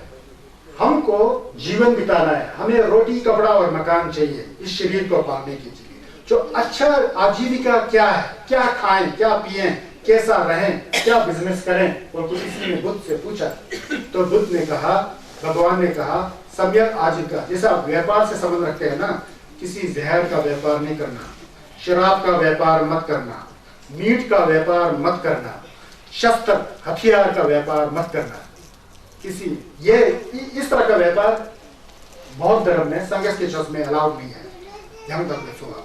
और किस तरह से भोजन खाना, जो पैसा इससे कलेक्ट नहीं हुआ हो, इस तरह के सोंग से इकट्ठा नहीं हुआ हो, उस तरह का सोंग से जो है आप वो कर सकते हो। और सोंग के बारे में बताया था, किसी ने पूछा था सोंग क्या रहते, ज्यादा से ज्यादा आप 25% इनका वो कमीशन ले सकते, उससे ज्यादा कमीशन लेने से महापाप हो जाता है, बुद्ध ने कहा है। ऐसा भी है। बुद्ध भगवान जो थे ना, लोग के व्यवहार से संबंधित भी बहुत बात करते थे। भगवान बहुत सरल थे, भगवान का मतलब भगवान बुद्ध बहुत सरल व्यवहारिक ऐसे थे, लेकिन समय बदलता गया बदलता गया बदलता गया बदलता गया। लोगों ने कौम जामन करना छोड़ दिया, संघर्ष के शब्द को सुनने का आदत डाल दिया। सुन करके जैसे वंग हुआ, लुंग हुआ, ये सब होता है ना, वंग वगैरह लुंग वगैरह सब हो गया, वो मिलने से हो गया समझ के बैठते हैं। बहुत गलत फहमी है। मैंने कहा ना, मिलने के बाद दुष्य करना चाहिए, मिलने के बाद उस रास्ते पर चलना चाहिए, तब जाकर ही वो फल देने वाली होती है। समझ गए ना? सुचिम के बारे में बताना तो बहुत है, लेकिन इसमें से सबने ना बताया था ना, बिना बर्दों में जाए तुरंत नरक में गिर जाने का क्या है?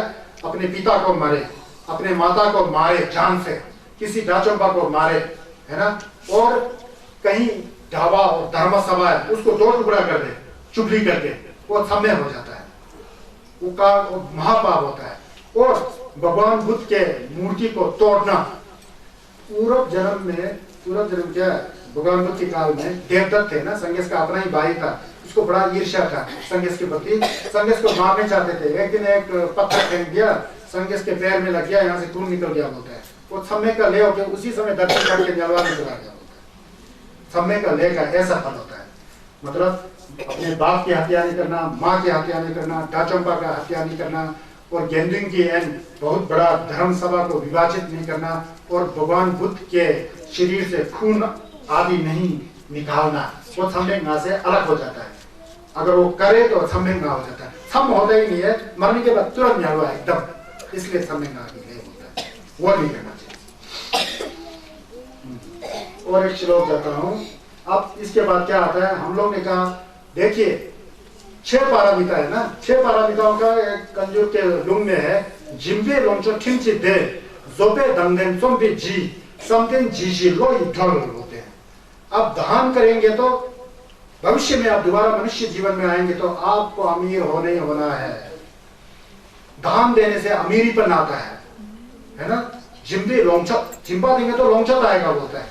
लोंचत आने का मतलब इसी जीवन में आने की जरूरत नहीं है, हमारा शरीर तो छोड़ना पड़ेगा, इसके बाद मन की संतति के द्वारा दूसरा जन्म होगा, उस समय भी हो सकता है। जिम्बे लोंचत, जिम्बा देने से संपत्ति मिलती होते हैं। जिम्बे ठिमची दे, अगर सुचिम सुनशे करेगा, शील सुनशे करेगा, छस का कानून जो मैंने बताया उसको आप सुनशे करेगा, उसका पालन करेगा तो आपको सुख मिलेगा होता है। ठिमची दे, देगा मतलब दीवार। जिम्बे लोंचत ठिमची दे, जोबे दंगन बोलता है। अगर आपने सहनशीलता, तीसरा पारामिता जोपा ही भरत चिमा, जोपा कमशी करना आया, सहनशीलता बनना आया, शांति पारामिता बोलते हैं, वो आया तो आपके जो बॉडी है ना उसका कंप्लेशन बड़ा सुंदर दिखाई देता होता है, ऐसा फल है होता है।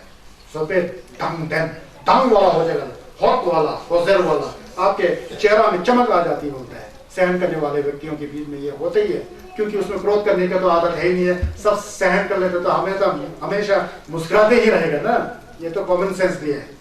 जोम्बी जी बोलते हैं, आप जोम्बी करेंगे तो जिजित आएगा होता है, आपके चेहरे पर तेज आएगा, उससे भी ज्यादा तेजस्वी बनेंगे। तेज पता है ज्यादा ही चमक आ जाता है उनका शरीर में चोंडू करने से।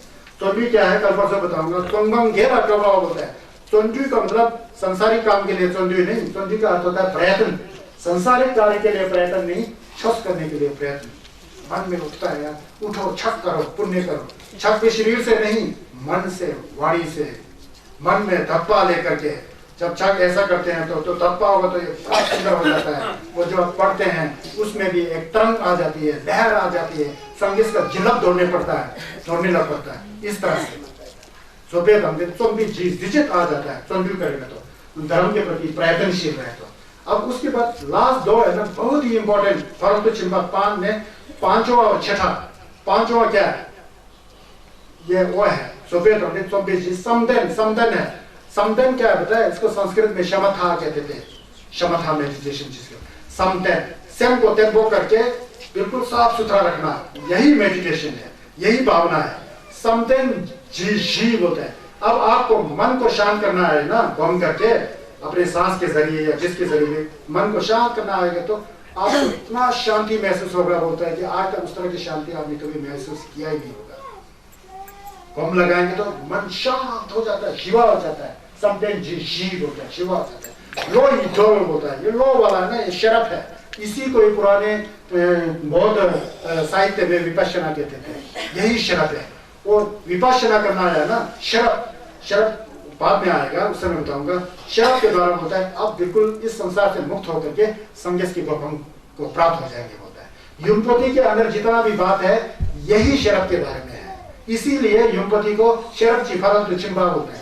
जब युमपति पढ़ेंगे तो शरफ जी फरत चिंबा तुंगा जपले बंगो दंगो रज्जो, फिर संन्यास ने ऐसा ऐसा कहा, ये है बोलते सब शरफ के बारे में और विपश्यना के बारे में। विपश्यना होता ही क्या होता है? यथाभूत दर्शनम इति विपश्यना बोलते हैं। जैसे संसार का वास्तविक स्वरूप है उसको उसी तरह ज्ञान से देखना, वही विपश्यना है। हम लोग क्या करते हैं संसार के लोग? जैसे संसार की वस्तु है उसको उसी तरह नहीं देखते हैं, गलत दिशा की ओर जाते हैं। हमारा शरीर अपवित्र है, उसको हम पवित्र समझ के बैठते हैं, गलत। हमारा मन हमेशा बदलते रहता है, उसको नहीं बदलने वाला समझ के बैठते हैं, गलत। संसार की जितनी वस्तुएं हैं वो नष्टवान है, उसमें सॉलिडिटी है ही नहीं है, सत्ता है ही नहीं है, उसमें क्षण मात्र भी, एक बूंद मात्र भी सत्ता नहीं है, इसलिए वो विनष्ट हो जाता है। लेकिन हम सोचते हैं यार कभी भी नष्ट नहीं होता है, गलत। समझ गए ना? और हमारा जो थोड़ा है अंदर, अभी सुख है तो बड़ा सुख है बोलते हैं, उसको सुख समझ के होता है, गलत। क्योंकि दूसरे क्षण में वो दुख हो जाता है। समझ गया? इन सारी चीजों को साक्षात रूप से दिखलाना, गम करके, नमलन करके, अपने अनुभव से जानना, अपने गहराई के मन से जानना, उसको साक्षात भूत करना, अनुभव से अपने हृदय के अनुभव से साक्षात्कार करना, वही शरफ होता है। तो इसलिए हम लोग विदेशों में जाते हैं, अंग्रेज लोगों को बड़ा प्रश्न करने का जिज्ञासा होता है, बहुत अनाप शनाप प्रश्न पूछते हैं। वो लोग समझते हैं कि ये सब इंटेलेक्चुअल गेम है, बुद्धि कपोल की चीज है, समझ के बैठे। मैं बोला बुद्धि से आप धर्म को समझ नहीं पाओगे, ध्यान से धर्म को समझ पाओगे। क्योंकि बुद्धि जो है ना, हमारा बुद्धि वो प्रपंच युक्त है, उसमें सब नमतो भरा हुआ है, कल्पना भरा हुआ है, उससे खोरवाई बनता है, वो संन्यास के रास्ते में नहीं जा सकता है। इसलिए संन्यास का श्वास जो है केवल आप समझ रहे ना, आप समझते नहीं होते हैं, वो मोटा आपके लक्पा में, आपके मस्तिष्क में, आपके दिमाग में समझ रहा है। दिमाग में समझना छस नहीं है, अनुभूति से जानना छस है, अनुभूति से, है ना? जैसा एक मिठाई है, मिठाई बड़ा अच्छा है जी, ये है जी, वो है जी, सिर्फ मुंह से कहने से उस मिठाई का टेस्ट आपको आएगा। जब तक आपने आपकी जीवा से स्पर्श ना करोगे तो उसका आपको अनुभूति नहीं होगा। उसी तरह छस ये है जी, वो है जी, ऐसा बकवास करते हुए आपको छस समझ में आएगा। उसको मिठाई खाने की तरह खाना आना चाहिए। जब उसको खाना आना चाहिए ना, उसके अंदर जितना कचरा है वो साफ होते जाएगा। जितना कचरा जो साफ होते, कचरा मतलब बुरी भावना है, साफ होते जाएगा, उतना आपका मन पवित्र होते जाएगा। जितने आपका मन पवित्र और सुंदर होते जाएगा, उतना आप धर्म के नजदीक रहेंगे। और भगवान बुद्ध का मेन उद्देश्य क्या था वो आपको समझ में आ जाएगा। समझ गया जी? इसको ध्यान में देना। आज हम लोग ने जिम्बा और सुटिम के बारे में पढ़ा है, जोपा के बारे में बताऊंगा, ठीक है? आज की धर्म सभा को यहीं समाप्त करते हैं। आप लोगों को मैंने कई दिन से समझाया, जो भी बौद्ध धर्म में 3 चीजें, सबसे पहले क्यब्दो, बुद्धम शरणम गच्छामि, धम्मम शरणम गच्छामि, संघम शरणम गच्छामि, वही हम लोग अनुवाद करके संगे चोनम लोगों के बोटी भाषा में बोलते हैं। उसके बाद करुणा, मैत्री, मुदिता और उपेक्षा की भावना, उसको हम लोग तिब्बती भाषा में, बोटी भाषा में सिमचेन तमचे देवादंग बोल के पढ़ते हैं। वो भावना होना चाहिए। पढ़ना तो एक साधन है, लेकिन साधन से कुछ होने वाला नहीं, साधक बनो, उसको लेना सीखो। वो ये जो है संगेस की छत का इंट्रेंस गेट में जाने का क्या जो समझे है। उसके बाद जो हम गीत में छक कोरा मरमे वगैरह जलाते हैं, धर्म को सुन रहे हैं, ये मेन जो गेवा है वो है। गेवा करने के बाद वहीं नहीं छोड़ना है, उसको बांटना है। कैसे बांटना है? शुद्ध मन से, पवित्र मन से, है ना, निंजे से, धप्पा से, बुद्ध के प्रति आस्था, लोगों के प्रति मैत्री, उपेक्षा, बुद्धिता की भावना से बांटना सीखना आना चाहिए। वही बांटने का साधन जो है मोआ मोलम है। मोआ का मतलब जो पुण्य किया सब प्राणी के प्रति बांटना, मोलम का मतलब जो हम छोस को विश्वास करके हम लोग इच्छा कर रहे हैं, बुरी इच्छा तो यहाँ हो ही नहीं सकता, लोक कल्याण का ही इच्छा होगा, या तो कहीं इस संसार से दूर जहाँ शुद्ध ही शुद्ध हो, बुद्ध भूमि हो, बुद्ध के संपर्क में आए, ऐसे ही मोलम करेंगे ना। वो इच्छाओं को प्रकट करके वो पूर्ति का, उसकी पूर्ति की अभिलाषा करना, ये मोलम है। ये भावना होना चाहिए, तब मोलम ठेपसे हो जाता है, फिर मोलम लग जाता है। समझ गए ना? चलिए, इस तरह का भावना आप दीजिए, मन में इस तरह का विचार कीजिए, संसार के सभी प्राणियों का कल्याण हो, सभी प्राणी का स्वस्थ मुक्ति हो, कोई भी प्राणी दुखी ना हो, सब सुखी हो करके ऐसा शुद्ध भावना लीजिए। केवल 2 सेकंड में तो मोलम खत्म हो जाता है हमारा। समझ गया ना?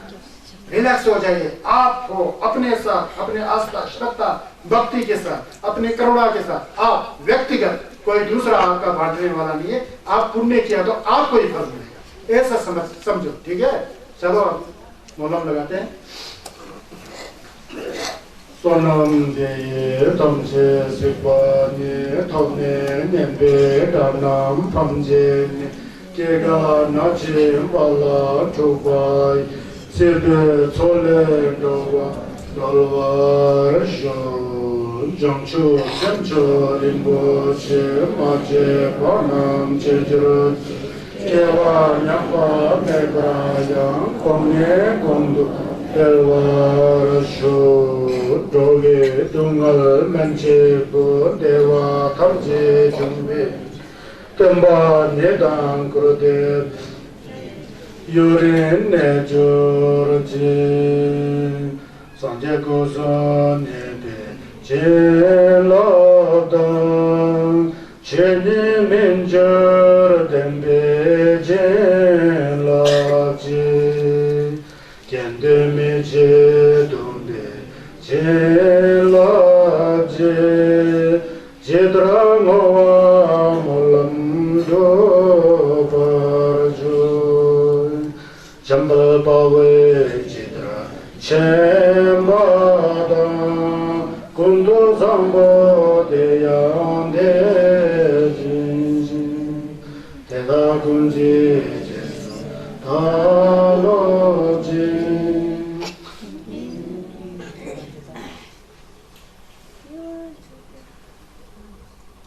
Jambal Pave Chitra Chimba Dam Kunto Zambo Deyam Dedo Kunje Jaso Gava Gyawa Dida Tamje Ratu Gyawa Dida Tamje Ratu Gyawa Dida Tamje Ratu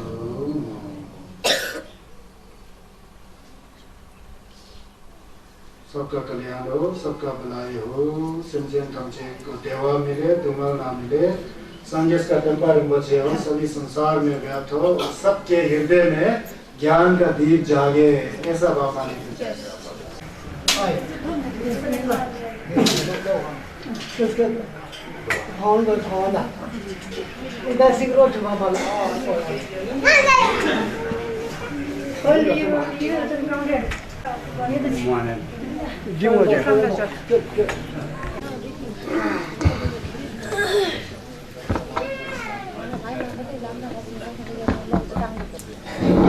हम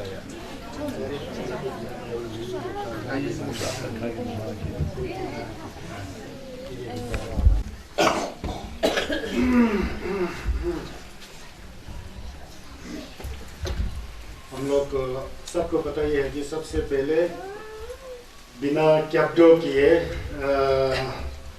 सागर रूपी बौद्ध धर्म के नदी में तैर नहीं सकता, वहाँ पहुँचेंगे ही हम, पहुँच ही नहीं सकते हैं। तो इसलिए कैप्टो बहुत जरूरी है। कैप्टो को हिंदी में शरण गमन, शरण में जाना। शरण तो हम अपने माता पिता की शरण में भी जाते हैं, अपने भाई बंधु की शरण में भी जाते हैं, संसार के देवता के देवी देवताओं की शरण में भी जाते हैं, लेकिन उस शरण की बात नहीं है यहाँ। वो जानना चाहिए, क्योंकि हम लोग धर्म सीख रहे हैं। धर्म जो संन्यास ने आज से 2517 साल पहले धर्म को सिखाया था। तो वैसे तो कई बुद्ध हुए थे, सभी बुद्धों ने एक ही धर्म सिखाया था। धर्म में अनेकता नहीं होती, एक ही होता है, क्योंकि धर्म सत्य है, सत्य एक ही होता है, अलग नहीं होता है। तो बिना शरण गमन के, बिना कैप्टो लिए हम लोग नौका संन्यास के छस को भी नहीं सुन सकते हैं, न्यामलेन भी नहीं कर सकते हैं, कोरा भी नहीं ले सकते हैं, छक भी नहीं। हर कहीं जहाँ पर आप धर्म का कार्य कर रहे हैं, सत्यता का कार्य कर रहे हैं, बुद्ध के अनुसरण कर रहे हैं, तो वहाँ कैप्टो का जरूरी होता है, क्योंकि आप ही हमारे शरण गमन हैं, आप ही हमें बचा सकते हैं कि संसार रूपी दूर सागर से पार करें। आप में ही क्षमता है, आप ही कर सकते हैं। इसलिए संन्यास के कैप्स में जाना पड़ता है। संन्यास के कैप्स के बाद जा करके उन्होंने जो अनुभव किया, जो एहसास किया, लोक कल्याण के लिए, जो भलाई के लिए, जो करुणा मैत्री यहाँ की भावना किया, वो छस है, मैं उसकी शरण में जाता हूँ। क्योंकि छस के शरण में गए बिना संन्यास का फल नहीं मिलता है। तो इसलिए छस की शरण में जाना। छस के शरण में आप जाएंगे तो पहले संन्यास के छस को सुन करके जितना झंझुनपा हुए थे, जितना क्या कहते हैं दुथम यमलेम्पा हुए थे, जितने उनके भिक्षु क्या गृहस्थ लोग कितने डाचुम्पा गोफम थोपशी किया पहले, तब जाके गेंदुन की शरण में जाके हुआ। क्योंकि संन्यास तो है नहीं है। अभी गेंदुन के तौर पर मैं गेंदुन हूँ, मैं संन्यास नहीं हूँ, मैं शस भी नहीं हूँ, मैं गेंदुन हूँ। इसलिए मैं आप लोगों को बोलने में मेरे को मौका मिला और बोलने में भी मुझ में कुछ योग्यता है। गेंदुन इसी तरह आप भी बन सकते हैं, समझ गया ना। इसलिए कैप्टो जो नंबर संजय कपा का गेट है, उसके बगैर अब छस जो भी करे तो संसारिक कार्य बन जाता है, छस नहीं बन जाता है। और कैप्टो करने के लिए सिर्फ गाने की प्रार्थना गाने नहीं है, सेल्फ में दबा होना चाहिए, दमसित होना चाहिए, श्रद्धा आस्था भक्ति होनी चाहिए, तब जाके सही में आप कैप्टो में जाते हैं। उसके बाद जंचुक सेम्बा का जो आपने तोम्बा लिया है बड़े बड़े गुरुओं से, सबने लिया होगा। जंचुक सेम्बे तोम्बा मुझे भी मिला है, मुझे भी मिला। तोम्बा मिलने से नहीं होता है, तोम्बा का अनुसरण करना पड़ता है। वो तोम्बा क्या है? जंचुक का सेम है। वो क्या है? सभी प्राणियां सुखी हो, कोई भी दुखी नहीं हो। जब कोई किसी प्राणी को सुखी होते देखते तो आप भी सुखी होना और प्रसन्नता को प्राप्त करना है। और सभी मनुष्य के प्राणियों के प्रति क्या समता भाव बनाए रखना है। यह है समझे है ना। इस तरह के भावना रख करके हमको कैप्टो करना चाहिए और समझे करना चाहिए। आप सुबह करते होंगे, शाम करते, जब ये भावना हमेशा होना चाहिए, ये जो विचार जो है हमेशा होना चाहिए, तब छस बन जाता है। समझ गए? संगे जदा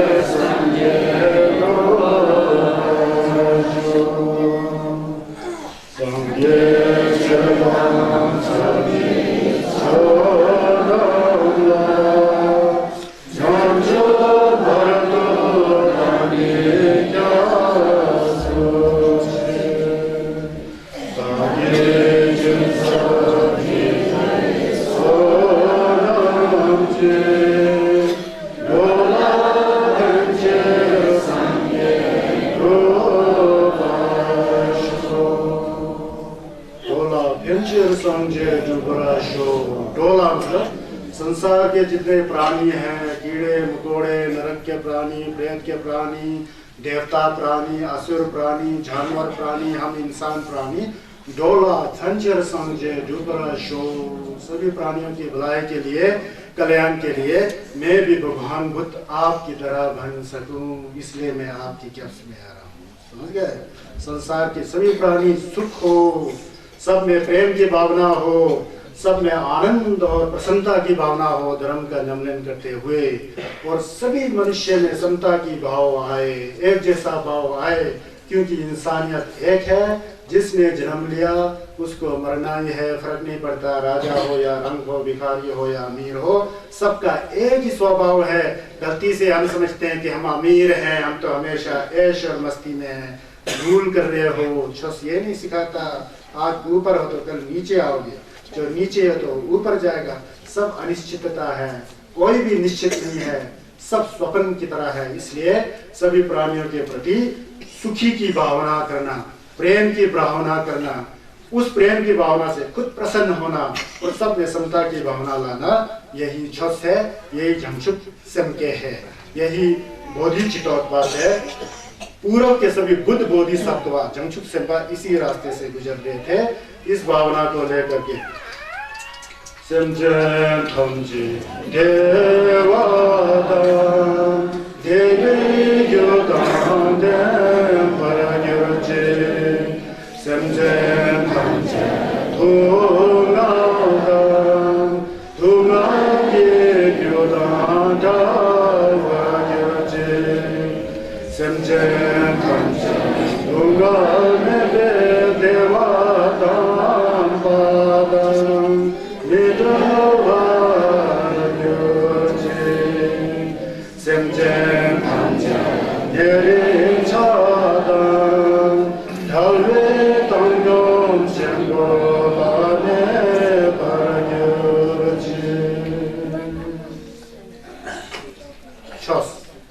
समझ गए ना? आपके मन में कुछ आ रहा है, कुछ छू रहा है, ये जिल्लत है, ये आशीर्वाद है, ये संगेश का अधिष्ठान है। जिल्लत को संस्कृत में अधिष्ठान कहते हैं।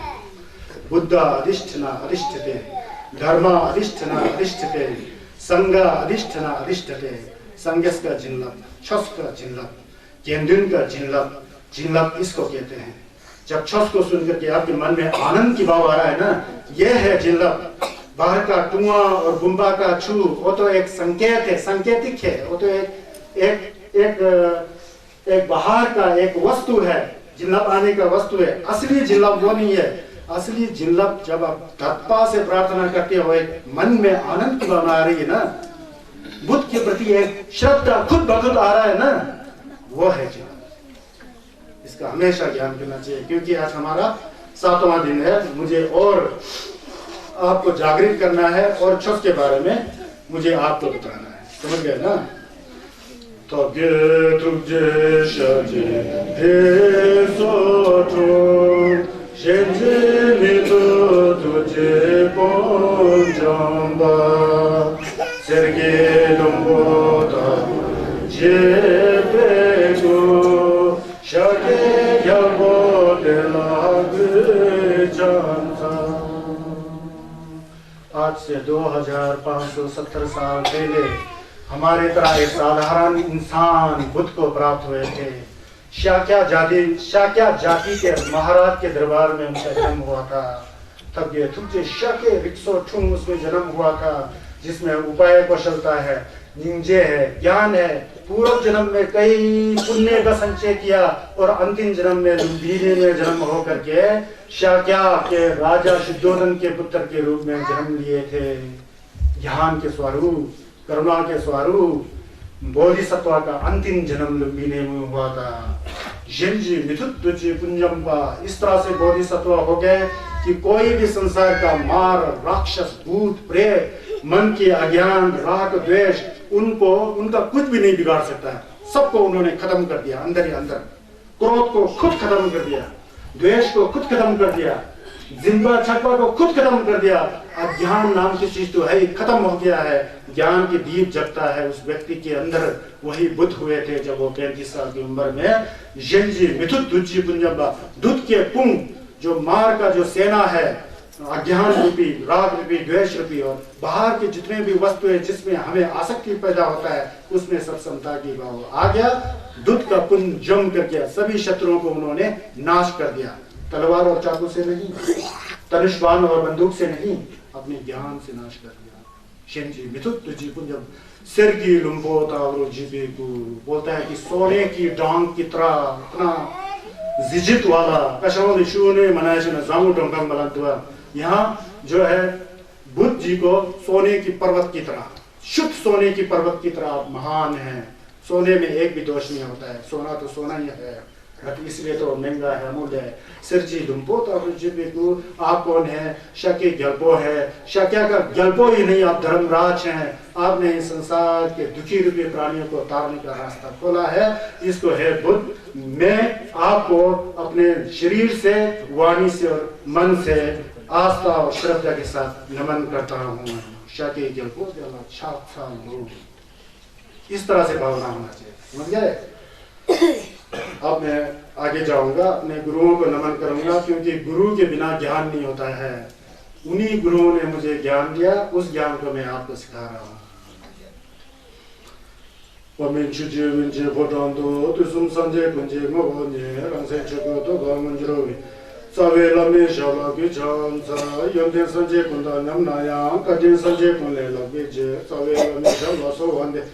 Nelo gyola to brajin chelo, palden sawe lama rinpoche, taki chevro pene de shola, kadin chende go ni jizungte.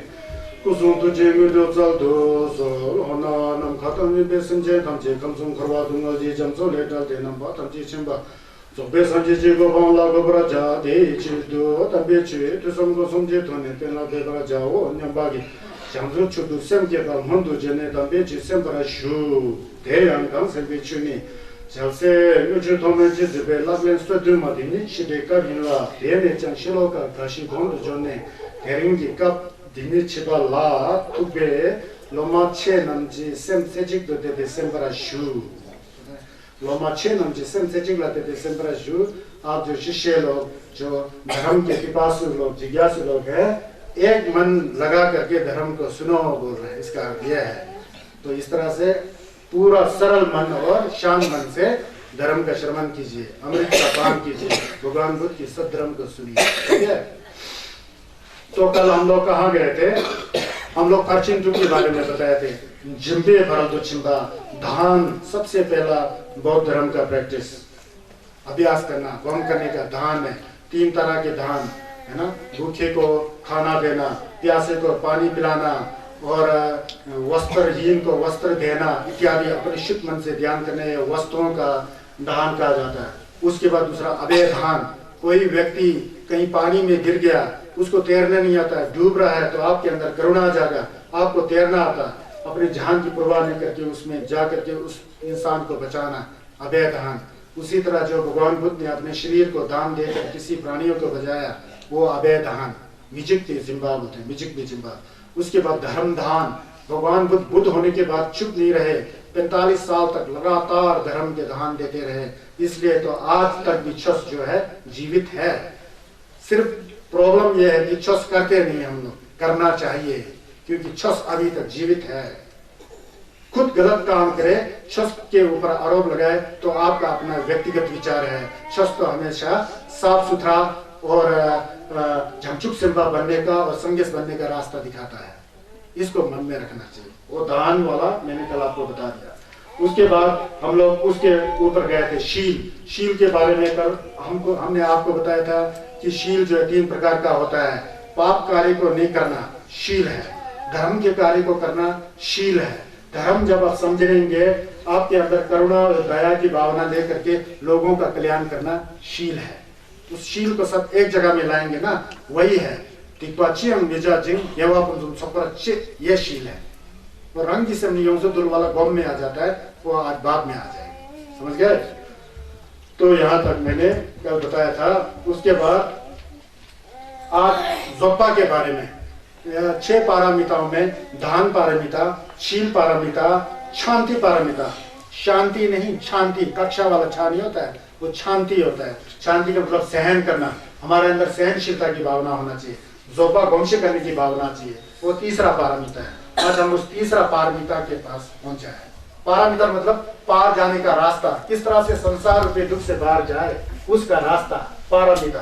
फारल तो छिपा, इस संसार के फारल तो उस तरफ जाना, उस तरफ क्या है, आनंद में भूमि है, सुख में भूमि है, वो क्या है, संगेश का शिंखम है, संगेश का गोपन है, वहां जाने का रास्ता इच्छा से, समझिए ना, वो है। अब ये तीसरा पारमिता में क्या बोल रहे हैं, गेवे लोंचो तोबे ग्यासेला नोजे थमजे रिंचेम तेरदंग थुम तेचरकुन ला शेंजे मेपाई जोपा कोंबा जसे लले ही बोलता है। जोपा कोंबा जसे लाने, जोपा कोंशे करना चाहिए। जोपा कोंशे करना मतलब सहनशीलता होना चाहिए इंसान को, खासकर संसारिक प्राणी नहीं। हम लोग अपने आप को नंगा संजस्ता कहते हैं, छोटी छोटी बातों में भी हम लोग में सहनशीलता नहीं होती, चिड़चिड़ापन होती है, तुरंत जवाब दे देते हैं लोगों को, वो बहुत बड़ा महाभारत हो जाता है। भगवान बुद्ध महाभारत नहीं सिखाता है, भगवान बुद्ध महाभारत को समाप्त करना सिखाती है, वो जानना चाहिए, शांति लाना सिखाती है, वो याद होना चाहिए। तो यहाँ कहते हैं कि अगर कोई व्यक्ति वो धर्म के रास्ते पर जाता है, झंझुक सेंटे पे रास्ते पर जाता है, तो उसको तो संपत्ति चाहिए। क्या संपत्ति चाहिए, धर्म का गुण रूपी संपत्ति चाहिए, रुपया पैसा नहीं चाहिए, घर परिवार नहीं चाहिए, जो संसारिक सुविधा है वो नहीं चाहिए, धर्म की संपत्ति चाहिए।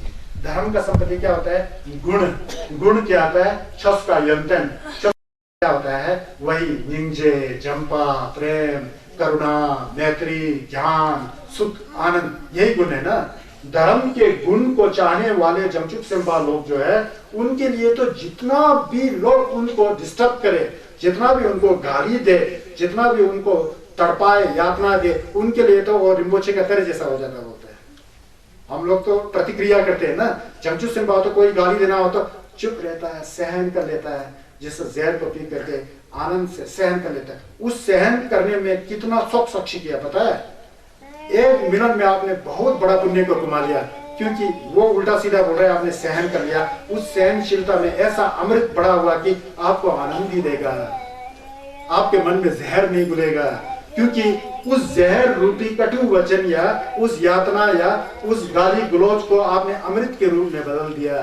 किसने बदला, आपके मन ने बदला, क्योंकि आपके मन ने उसको सहन कर लिया, जबरदस्ती किया, पता है। इसलिए जितना भी विघ्न रुकावट जो गाली गलौज या मार काट की बात करता है, वो तो जमशुद सेंपा के लिए तेर की तरह होता है, सोने की तर की तरह होता है, हीरा की तर के लिए तरह होता है। क्यों, उस गाली गलौज के द्वारा वो 1 सेकंड में 5 मिनट में ही बहुत सनम कमा सकता है सहन करके।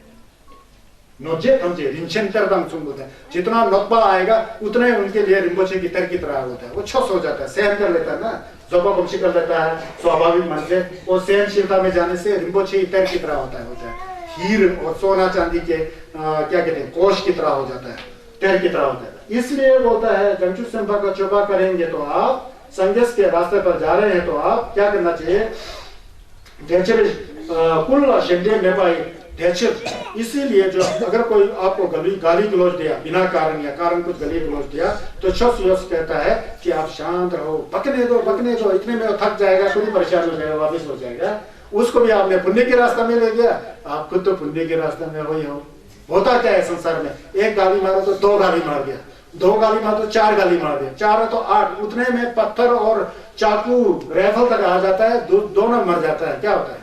तो यहाँ शांति पारमिता जोपा वंश करना चाहिए, सहन करना चाहिए। इसीलिए बिना बदले लिए, बिना उसको जवाब दिए ही चुपचाप सहन कर लेना होता है, वो जोपा गोंपा है। ये जमशुद सेंपा का चप्पा है होता है, जमशुद सेंपा का न्यमैन होता है। आसान काम नहीं है ना, ये कठिन काम है, लेकिन छुपा बनना हो तो ऐसा गुजरना पड़ता है। ये जोपा है, आप जोपा है, कई प्रकार के जोपा है। अगर जोपा नहीं कौन सी, आप देखो जिंदगी भर आप धर्म को जपते रहे, बजरा गुरु जपते रहे, मनी जपते रहे, डोलमा लगाते रहे और खूब पुण्य कमाया, उस समय आपका मन अच्छा था। लेकिन एक दुर्भाग्य से एक दिन एक गलत आदमी आया, उसने आपको गाली दिया, उसको बदले में आपने खूब गुस्सा में आकर के गाली आ गया और छाती से आग जल गया। जितना पुण्य किया उसी समय आप खुद ने भस्म कर दिया, खत्म। तो जैसे शिवाला जी कहते हैं जोपाले में तलबा तुम तो सपा ही जिंदन देशे छोलासो गेवा ढंग नि सकपा दे फोंगटो ची की जमराजे कुछ ऐसा है। तीसरा लाइन मेरे को ढंग से करना नहीं है, लेकिन वहां पर मतलब बैठ गया। तो कहते हैं कि हजारों कल्पों से दिया गया दान, पूजा किया, परिक्रमा किया, सूत्र पढ़ा, होम लगाया, सब कुछ किया आपने, अच्छी बात है, लेकिन आपको इतना गुस्सा आ गया कि गुस्से में आपने कुछ कह दिया, तो जितना आपने पुण्य किया वही विनष्ट हो गया, भस्म हो गया, खत्म हो गया। इसलिए जो क्रोध की भावना जो है अग्नि की तरह है, पुण्य के कार्य सब जला देता है। तो क्रोध की भावना वाले व्यक्ति पुण्य कर नहीं सकता है। दिखावा में छुम्मे जलाता हो, कुरान लगाता हो, कंजूर पढ़ाता हो, मने पढ़ता हो, गजरा, कुछ फर्क नहीं पड़ता, उसने कुछ कमाया ही नहीं, क्योंकि वो क्रोधी आदमी है। समझ गए ना? तो ज़ोप्पा गमशे करना बहुत ही जरूरी है। ये ज़ोप्पा भी कई तरह का ज़ोप्पा होता है। जैसा कि कोई आदमी आपको गाली गलौज देता है सामान्य तौर पर, उस समय सहन करना चाहिए, एक तरह का वो ज़ोप्पा हुआ। दूसरा तरह के, आप किसी लामा ने बताया कि आप इतना माने सक्ष करो, कम खाओ, ये करो, वो करो, उस समय जो है धूप, सर्दी, भूखे प्यास से नहीं घबराना चाहिए। अरे यार क्या बताया लामा ने, मैं भूख से मर रहा हूँ, कैसा लामा है, ये वो, क्या धर्म कर दिया आपने? सब धर्म कर दिया, बल्कि आपने ज्यादा पाप कमा दिया। धर्म की भावना में भूखे रहो, मने रटो, प्यासे रहो, मने रटो, शुद्ध भाव से, शुद्ध श्रद्धा से, भलाई से रटो। जो धर्म से संबंधित जितना भी कठिनाई या जितना भी आपको दुष्कर कुछ क्रियाकलाप आए ना, उसको सहन कर देना चाहिए, वो ज़ोप्पा हो गया। अब जैसा जैसा मैं आपका प्रवक्ता हूँ धर्म के बारे में, मैं आपको बता रहा हूँ, इसमें से कुछ आपको समझ में नहीं आ रहा है, कुछ समझ में आ रहा है, कहीं कहीं मैं बहुत गंभीर में जाता हूँ, थिंग्स आपको डीप में जाता हूँ, आपको समझ में नहीं आता। उस समय आपको हतोत्साहित नहीं होना चाहिए, नहीं घबराना चाहिए, हिम्मत को नहीं छोड़ना चाहिए। आपको ऐसा होना चाहिए कि ज़ोप्पा गमशे करके एक ना एक दिन में इसको समझ ही दूंगा, आपको सहन करना चाहिए। धीरे धीरे आप धर्म को समझ गए ना? तो क्रोध नहीं करना, क्योंकि क्रोध करेगा तो वही धर्म खत्म हो जाता है। इसलिए जल से शिवाला शांति देव जी ने कहा था, खुंखो तावे टिप्पा में, ज़ोप्पा तावे कथुक में। इसको समझो, क्रोध जितना पाप नहीं है और सहन करने जितना धर्म नहीं है। सहन करना तो बड़ा भारी धर्म होता है। संसार में लोग क्यों लड़ते झगड़ते हैं, छोटी छोटी बातों के ऊपर लड़ते हैं, झगड़ते हैं, और बाद में जाके बचता है। ऐसा तो नहीं करना चाहिए, दूर हट चुका है और कभी सॉल्व होने वाला ही नहीं, वो नहीं सुनने वाला, आप नहीं रुकने वाले, तो क्या होगा? सहनशीलता बहुत जरूरी है। यह है ज़ोप्पा परंतु चिंबा। अब उसके बाद ये तीसरा परंतु चिंबा है। अब चौथा परंतु चिंबा क्या है? चोंडू है। चोंडू प्रयत्न करना, कोशिश करना। क्या कोशिश करना चाहिए? संसार के कामों को कोशिश करना चाहिए। कोशिश का मतलब यहाँ क्या होता है? आपके परिवार को पालने के लिए यहाँ वहाँ ठग करके, धोखाधड़ी करके, पैसा कमा करके मेरे बच्चे का कल्याण हो, मेरे बहू का कल्याण हो, यह है प्रयत्न करना? नहीं, यहाँ जो प्रयत्न करना, चोंडू करना जो है, गेवा डुपशी करने के लिए चोंडू करना। अपने शरीर से जितना हो सके पुण्य कमाओ, अपने मन से जितना हो सके पुण्य कमाओ, अपने चित्त से जितना हो सके पुण्य कमाना, रुझान लाना, जिज्ञासा लाना, मैं ये करना वो करना, जैसा सोचा वैसे करते जाना, वही पुण्य है। तो कहते हैं कि रंगदोन बाशिक क्योंकि निराया गोला नेशरो डॉक्टर तुम थोमना डोकुन दोंदु यंदिम जुंगनेची चोंडू चंपा जलसे लागे हैं बोलते हैं। ये होता है संगेस के टेम्पर मोचे में 3 प्रकार के शिष्य आए थे। एक है न्यंथे बोलते हैं, एक बोलते हैं रंग संगेस बोलते हैं, एक बोलते हैं जंगचुक सेम्पा बोलते हैं। ये सब भगवान बुद्ध की चेले थे और शिष्य के रूप में आए थे। ये 3 तरह का कैसा हो गया? क्योंकि उनकी विचारधारा में अलग अलग चीजें आ गया। कोई संगेस का छस करके समझता है कि मेरा ही कल्याण हो, मैं जाचंपा गोफम थोपशी करूं, सिर्फ अपने लिए, दूसरों को भी कुछ डिस्टर्ब नहीं किया, दूसरों को भी कुछ नुकसान नहीं पहुंचाया, लेकिन अधिकतर अपने लिए सोच करके वो डाचंपा गोफम हो जाता है। उसको न्यंथेस बोलते हैं।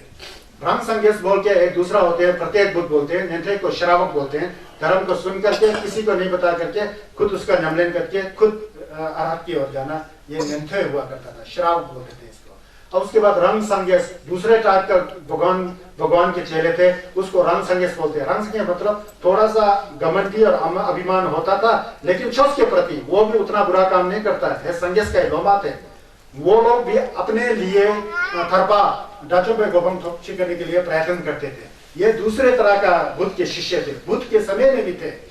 और तीसरा प्रकार का शिष्य जो थे जंगचुक सेम्पा, जो हम लोग सीख रहे हैं लोक कल्याण के लिए, लोक भलाई के लिए, जो भगवान बुद्ध के धर्म का असली अर्थ था, वो लोग जंगचुक सेम्पा थे। ये कहते हैं कि जब जो यंत्र और रंगसंगे बताए ना, अपने लिए जो पुण्य कार्य करते हैं बिना दूसरों को डिस्टर्ब किए, वो लोग भी इतना कोशिश करते हैं कि यदि आपके सिर में आग लग जाए तो कितना जल्दी आपको उसको बुझाने में लगेंगे।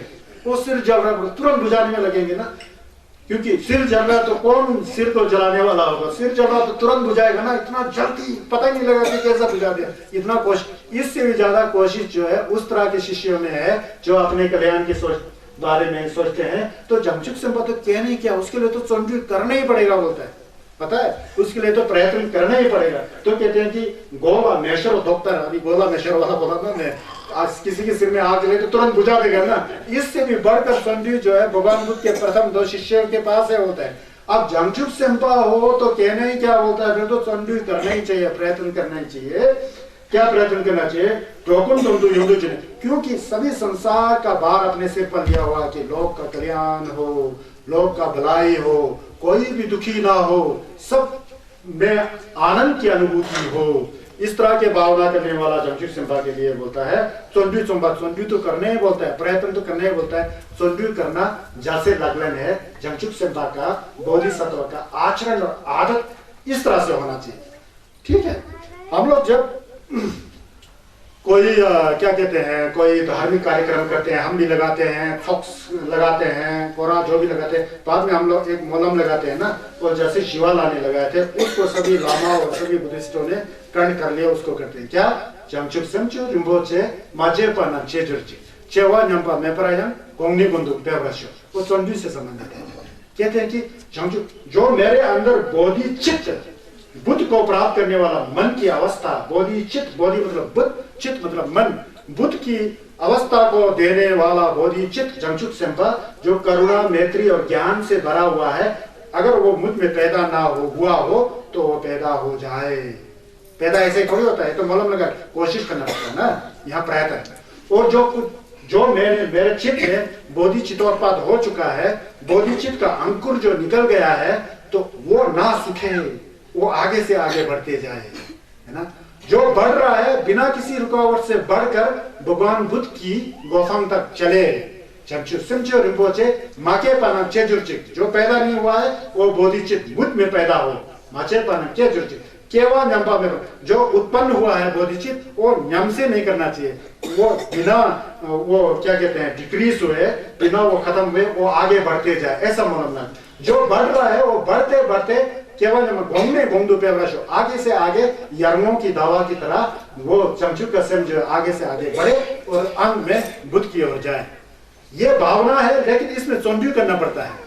चंडू नहीं करेगा तो थोड़ा सा जमशुक का सिम लिया, उसको आप प्रोटेक्शन नहीं दे, उसका रक्षा नहीं किए, उसके ओर ध्यान नहीं दे तो वो तो खत्म हो जाएगा, है ना। तो उसको प्रयत्न करना, ये चंडू के संबंध में आता है। तो चंडू का मतलब कई जगह कहा गया कि सूत्र में भगवान बुद्ध ने कंजूर में कहा कि टोवा हो बोलता है। चंडू क्या है बोलता है, चंडू बोलता है प्रयत्न है।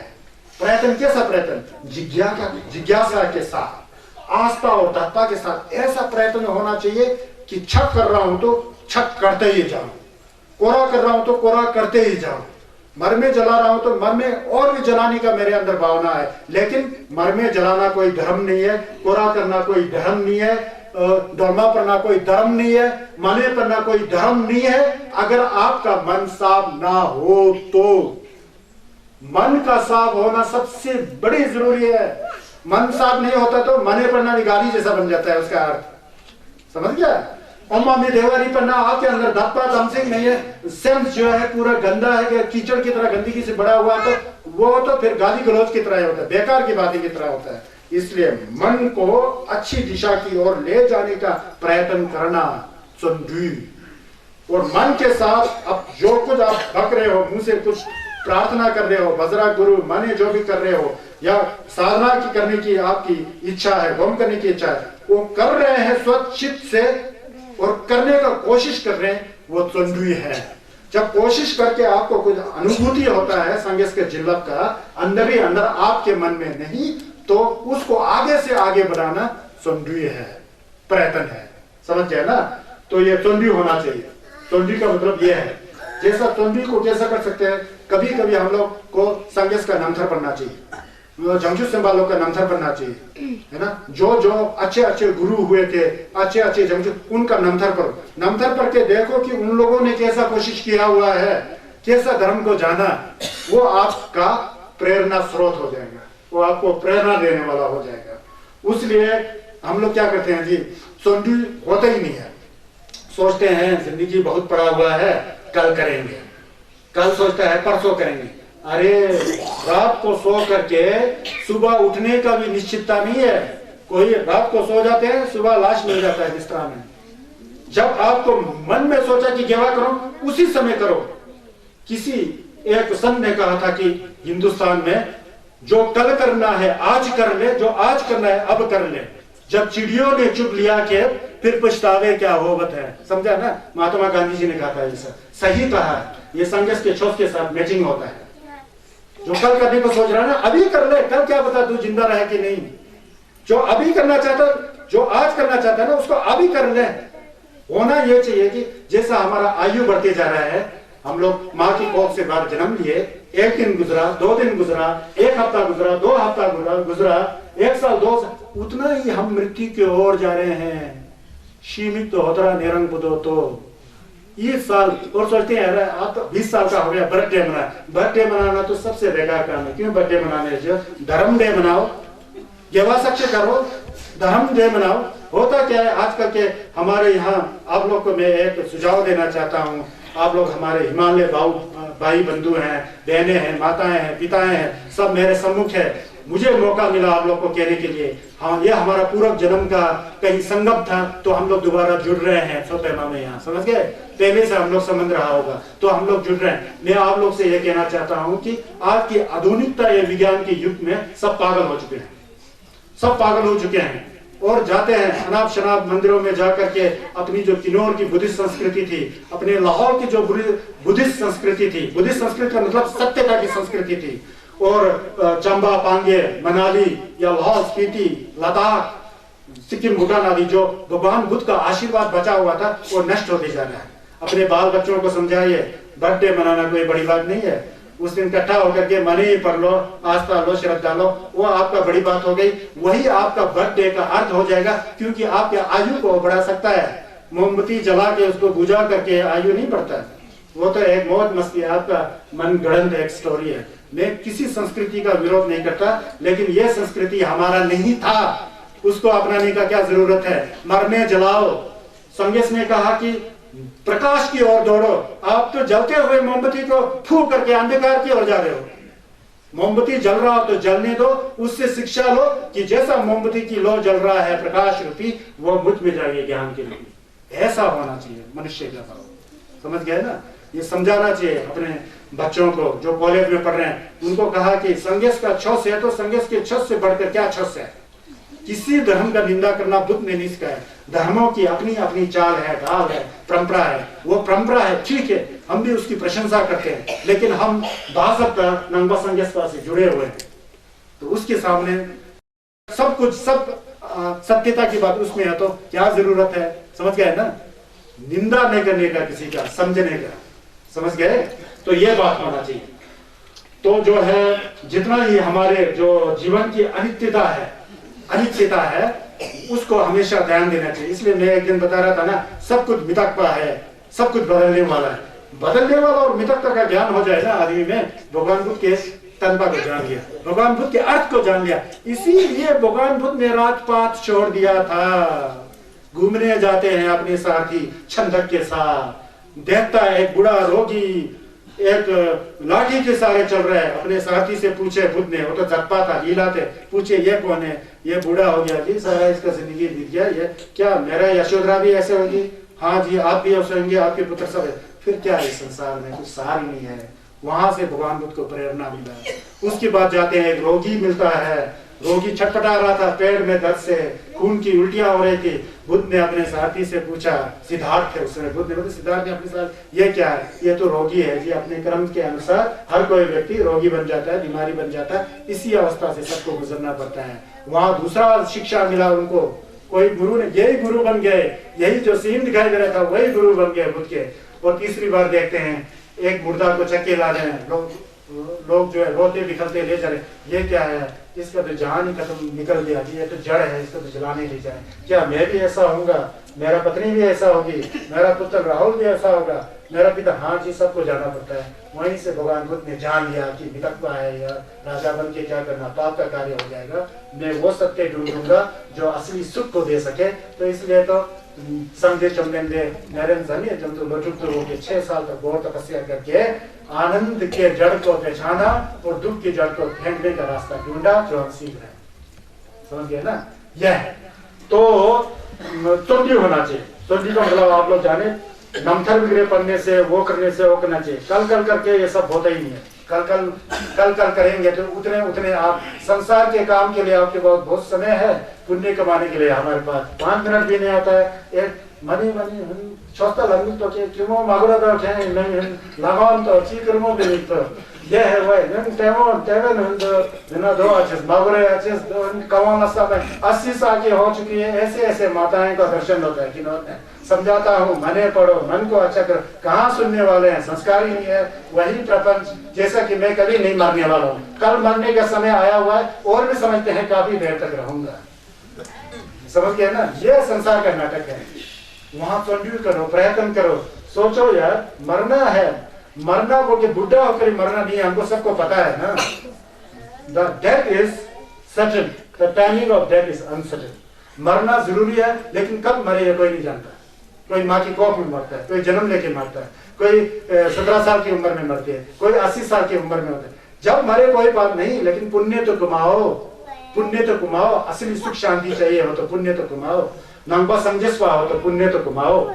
तो उस पुण्य का फल जो है कभी जो है वो मुक्त नहीं जाता, उसका फल होता है। देखिए एक छोटा सा जहर, आपने पुण्य कमाया, किसी के ऊपर क्रोध कर दिया और इतना कपट का मन लाया, एक छोटा सा जहर बहुत बड़ा पर्वत के ऊपर घासों को जलाने के लिए पर्याप्त है।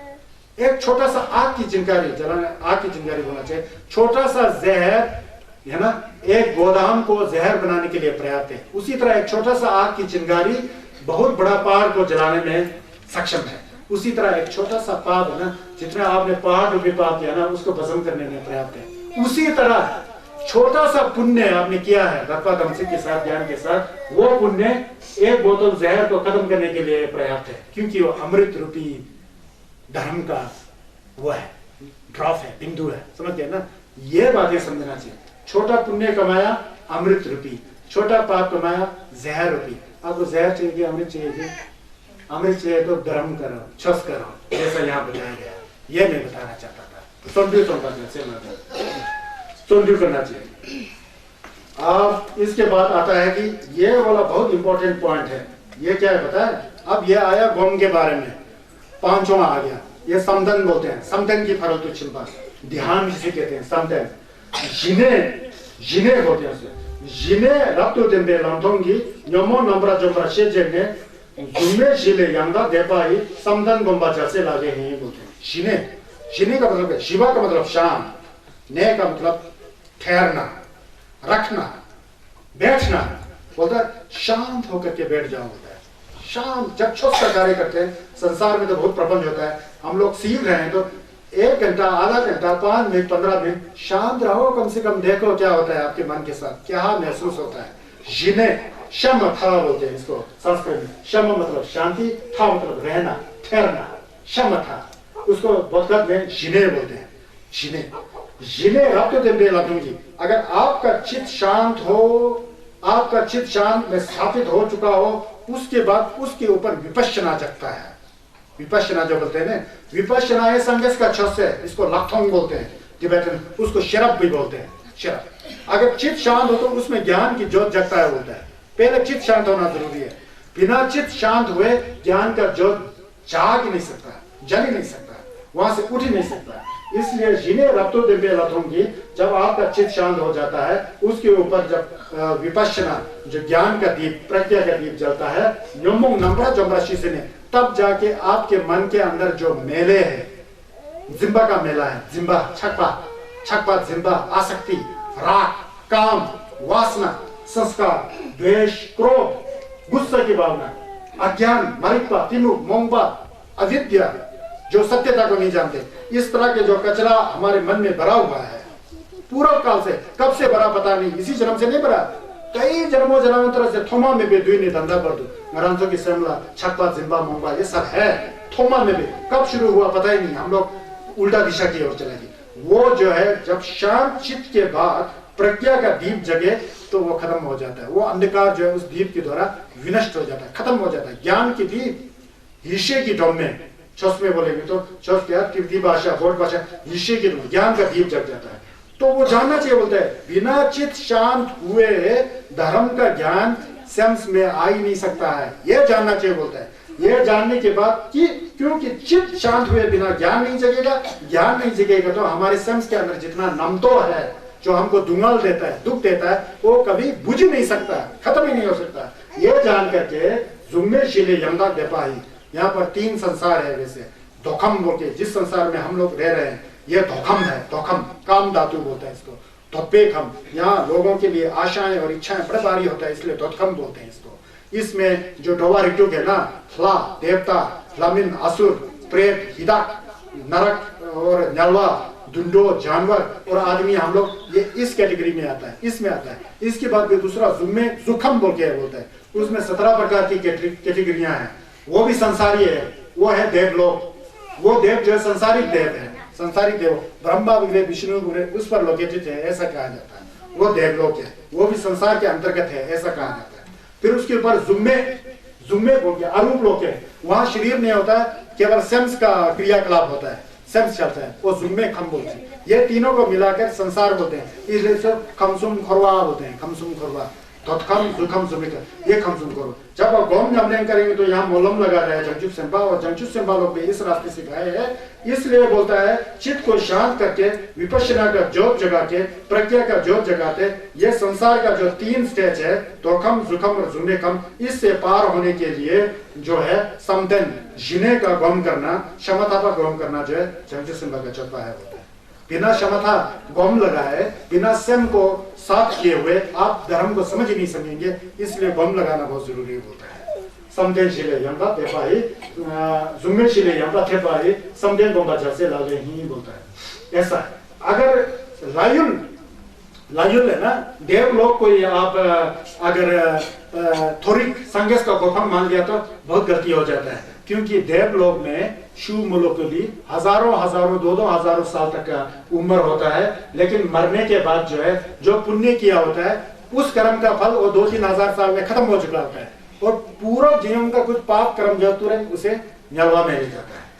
यहाँ पर मैं आपको एक कहानी सुनाता हूँ भगवान बुद्ध से संबंधित। एक बार कहते हैं कि भगवान बुद्ध संज्ञा चमदेंदे और कुंगाओ, संज्ञा चमदेंदे कुंगाओ आनंद, उनका हमेशा छाया की तरह चलते थे, क्योंकि वो जक्षी थे, उनका सेवक थे, जेला फुर्श करना, नब्जात वगैरह करना, कुंगाओ बोलते हैं हम लोग। आनंद उनको, एक बार भगवान बुद्ध और आनंद और 5-6 भिक्षु वो कहीं जा रहे थे तो आगे जाके एक तो कूड़ा का ढेर था, कूड़ा का ढेर, उस कूड़ा के ढेर के अंदर एक सुअर का बच्ची घूम रही थी, सुअर घूम रहे थे। तो आनंद तो आप पता ही है, वो तो प्रश्न ही करते रहते हैं बुद्ध के, ये सुअर अकेली है, यहाँ क्या ढूंढ रही है, इस कचरा के अंदर इतना गंदगी पड़ा है, शायद इसका कर्म क्या रहा होगा। आनंद के मन में जिज्ञासा उत्पन्न हो गया, जानने का वो उत्पन्न हो गया। फिर आनंद ने पूछा, भगवान मैं आपसे एक बात करना चाहता हूँ, प्रश्न, ये जो सुअर की बच्ची आपके सामने जो है, तो ये आप मुस्कुरा रहे हैं, सुअर की बच्ची को क्या कारण है? जब बुद्ध कभी मुस्कुराते हैं ना कुछ कारण है, वो दरअसल में सुअर की बच्ची को देखकर मुस्कुरा रहे थे। भगवान मतलब संन्यास, मुस्कुरा रहे थे। तो पूछा, तो बुद्ध ने बताया उसका पूरा जन्म क्या हुआ। बताया कि एक बार एक जंगल में, पूर्व बुद्ध के काल में, संन्यास होसुंगमेरी काल में, एक जंगल में एक गोम्बा था, बोल रहे गोम्बा मतलब बौद्ध बिहार था। गोम्बा तो हमारे तिब्बती भाषा है ना, वैसे उसको बिहार कहते हैं, बौद्ध बिहार। वहां था, वहां पर जो है कुछ भिक्षु लोग, बंधे लोग, भिक्षु लोग, एवं से वो लोग बैठ करके हमेशा गम लगाते और सुबह सुबह उठ करके प्रार्थना करते हैं, नमो तस् भगवतो अरहतो सम्मा सम्बुद्धस्स। आप दर्शन गए हैं, सुबह सुबह ये प्रार्थना चलता है। ये क्या है पता है? ये पहले बौद्ध धर्म से संबंधित सभी जो है 16 प्रार्थना इसी में था। ये तो 1200 साल पहले गुरु रिम्पोछे और अनुवादकों द्वारा हमारे तिब्बती भाषा में अनुवाद हुआ। उससे पहले तो नमो तस्य भगवतो अरहतो सम्मा सम्बुद्धो ऐसा। ये क्या बताया? चमदेंदे भीषण शिवा ढाचंपा यहाँ पर चौपे संजय छात्रा लो फर्क है कुछ अर्थ में। ये अनुवाद का बात है, ऐसा मत समझना कि कोई हिंदू का भाषा बोल रहा हूँ। पहले संगस का तंत्र सब इसी भाषा में था और अनुवाद हो गया। वो लोग धावा लोग ये पढ़ रहे थे, उच्चारण कर रहे थे। कहते हैं कि उस जंगल में जंगली मुर्गी थी, जंगली मुर्गी दौड़ रही थी। उसको पता नहीं, वो प्रार्थना सुनते सुनते उसका मन जो है कंसंट्रेट हो गया, जीने की तरह हो गया। एक थी वो जानवर ही पक्षी, उसका मन जो है शांत हो गया, एकदम शांत हो गया। बुद्ध कह रहे हैं आनंद से उस सुअर के बारे में ना, कह रहे हैं शांत हो गया तो मर गई वो मुर्गी। उस समय पहले जन्म का भी कुछ पुण्य का कर्म रहा होगा, कुछ उल्टा काम करने से मुर्गी हो गई होगी। मुर्गी होकर के वहां डावाओं के वहां प्रार्थनाएं सुनकर उसका मन एकाग्रित हो गया, समतन में आ गया, मर गई। मरने के बाद जो है वो जो है क्या कहते हैं, वहां चली गई बोलते हैं क्या, जागर लोकचौक दक्षिण भारत में किसी राजा के पुत्री के रूप में जन्म लिया होता है, राजा की पुत्री। अब राजा की पुत्री के रूप में जन्म लिया तो फिर बड़ा सुंदर वैभवशाली ऐसा वो मुर्गी राजा की पुत्री के रूप में जन्म लिया। बुद्ध आनंद से कह रहे हैं। फिर उसके बाद उस समय टॉयलेट में गई होगी। उस समय का टॉयलेट कैसा रहा होगा, आजकल की तरह ये फैंसी तो नहीं होगा ना, वो कब का बात है। टॉयलेट में कर रही होगी तो नीचे देखा होगा तो देखा कि कीड़े मकोड़े ऐसा ऊपर नीचे कर रहा है। उसको वहां वैराग्य हो गया, यंजुंग जैसा हो गया, वैराग्य हो गया। तो ये क्या है संसार में, मैं राजा की पुत्री तो हुई लेकिन ये इतना गंदा क्या है बोलते। उसने फिर गोमजमलेन पहले का संस्कार था, थोड़ा गोमजमलेन करके फिर हो गया। लेकिन उसने गोमजमलेन जो है विपश्यना, सही विपश्यना के साथ नहीं किया, गोमजमलेन किया। फिर हमेशा मोलम लगाती थी कि मैं देवलोक में मेरा जन्म हो, ऐसा हो के उस मोलम के अनुसार वो देवलोक में जन्म लिया। सुमजू तसुम सुमजू तसुम की लाभ होके देवलोक में जन्म लिया। देवलोक में जन्म लेने के बाद जितना उसने पुण्य कार्य किया था पूर्व जन्म में, पुण्य कार्य किया था वो 2-3 हजार सालों के बाद खत्म हो गया। देवलोक में उम्र बहुत बड़ा होता है, खत्म हो गया। वो पूर्व जन्म का कोई गलत काम रहा होगा, तुरंत नीचे गिर गया, सुअर में जन्म लिया और कूड़े में सुअर बन गया। यह है बोला भगवान बुद्ध ने, समझ गया? यह है संसार का चक्कर, समझ गया ना, समझ गया ना भाव? ऐसा है।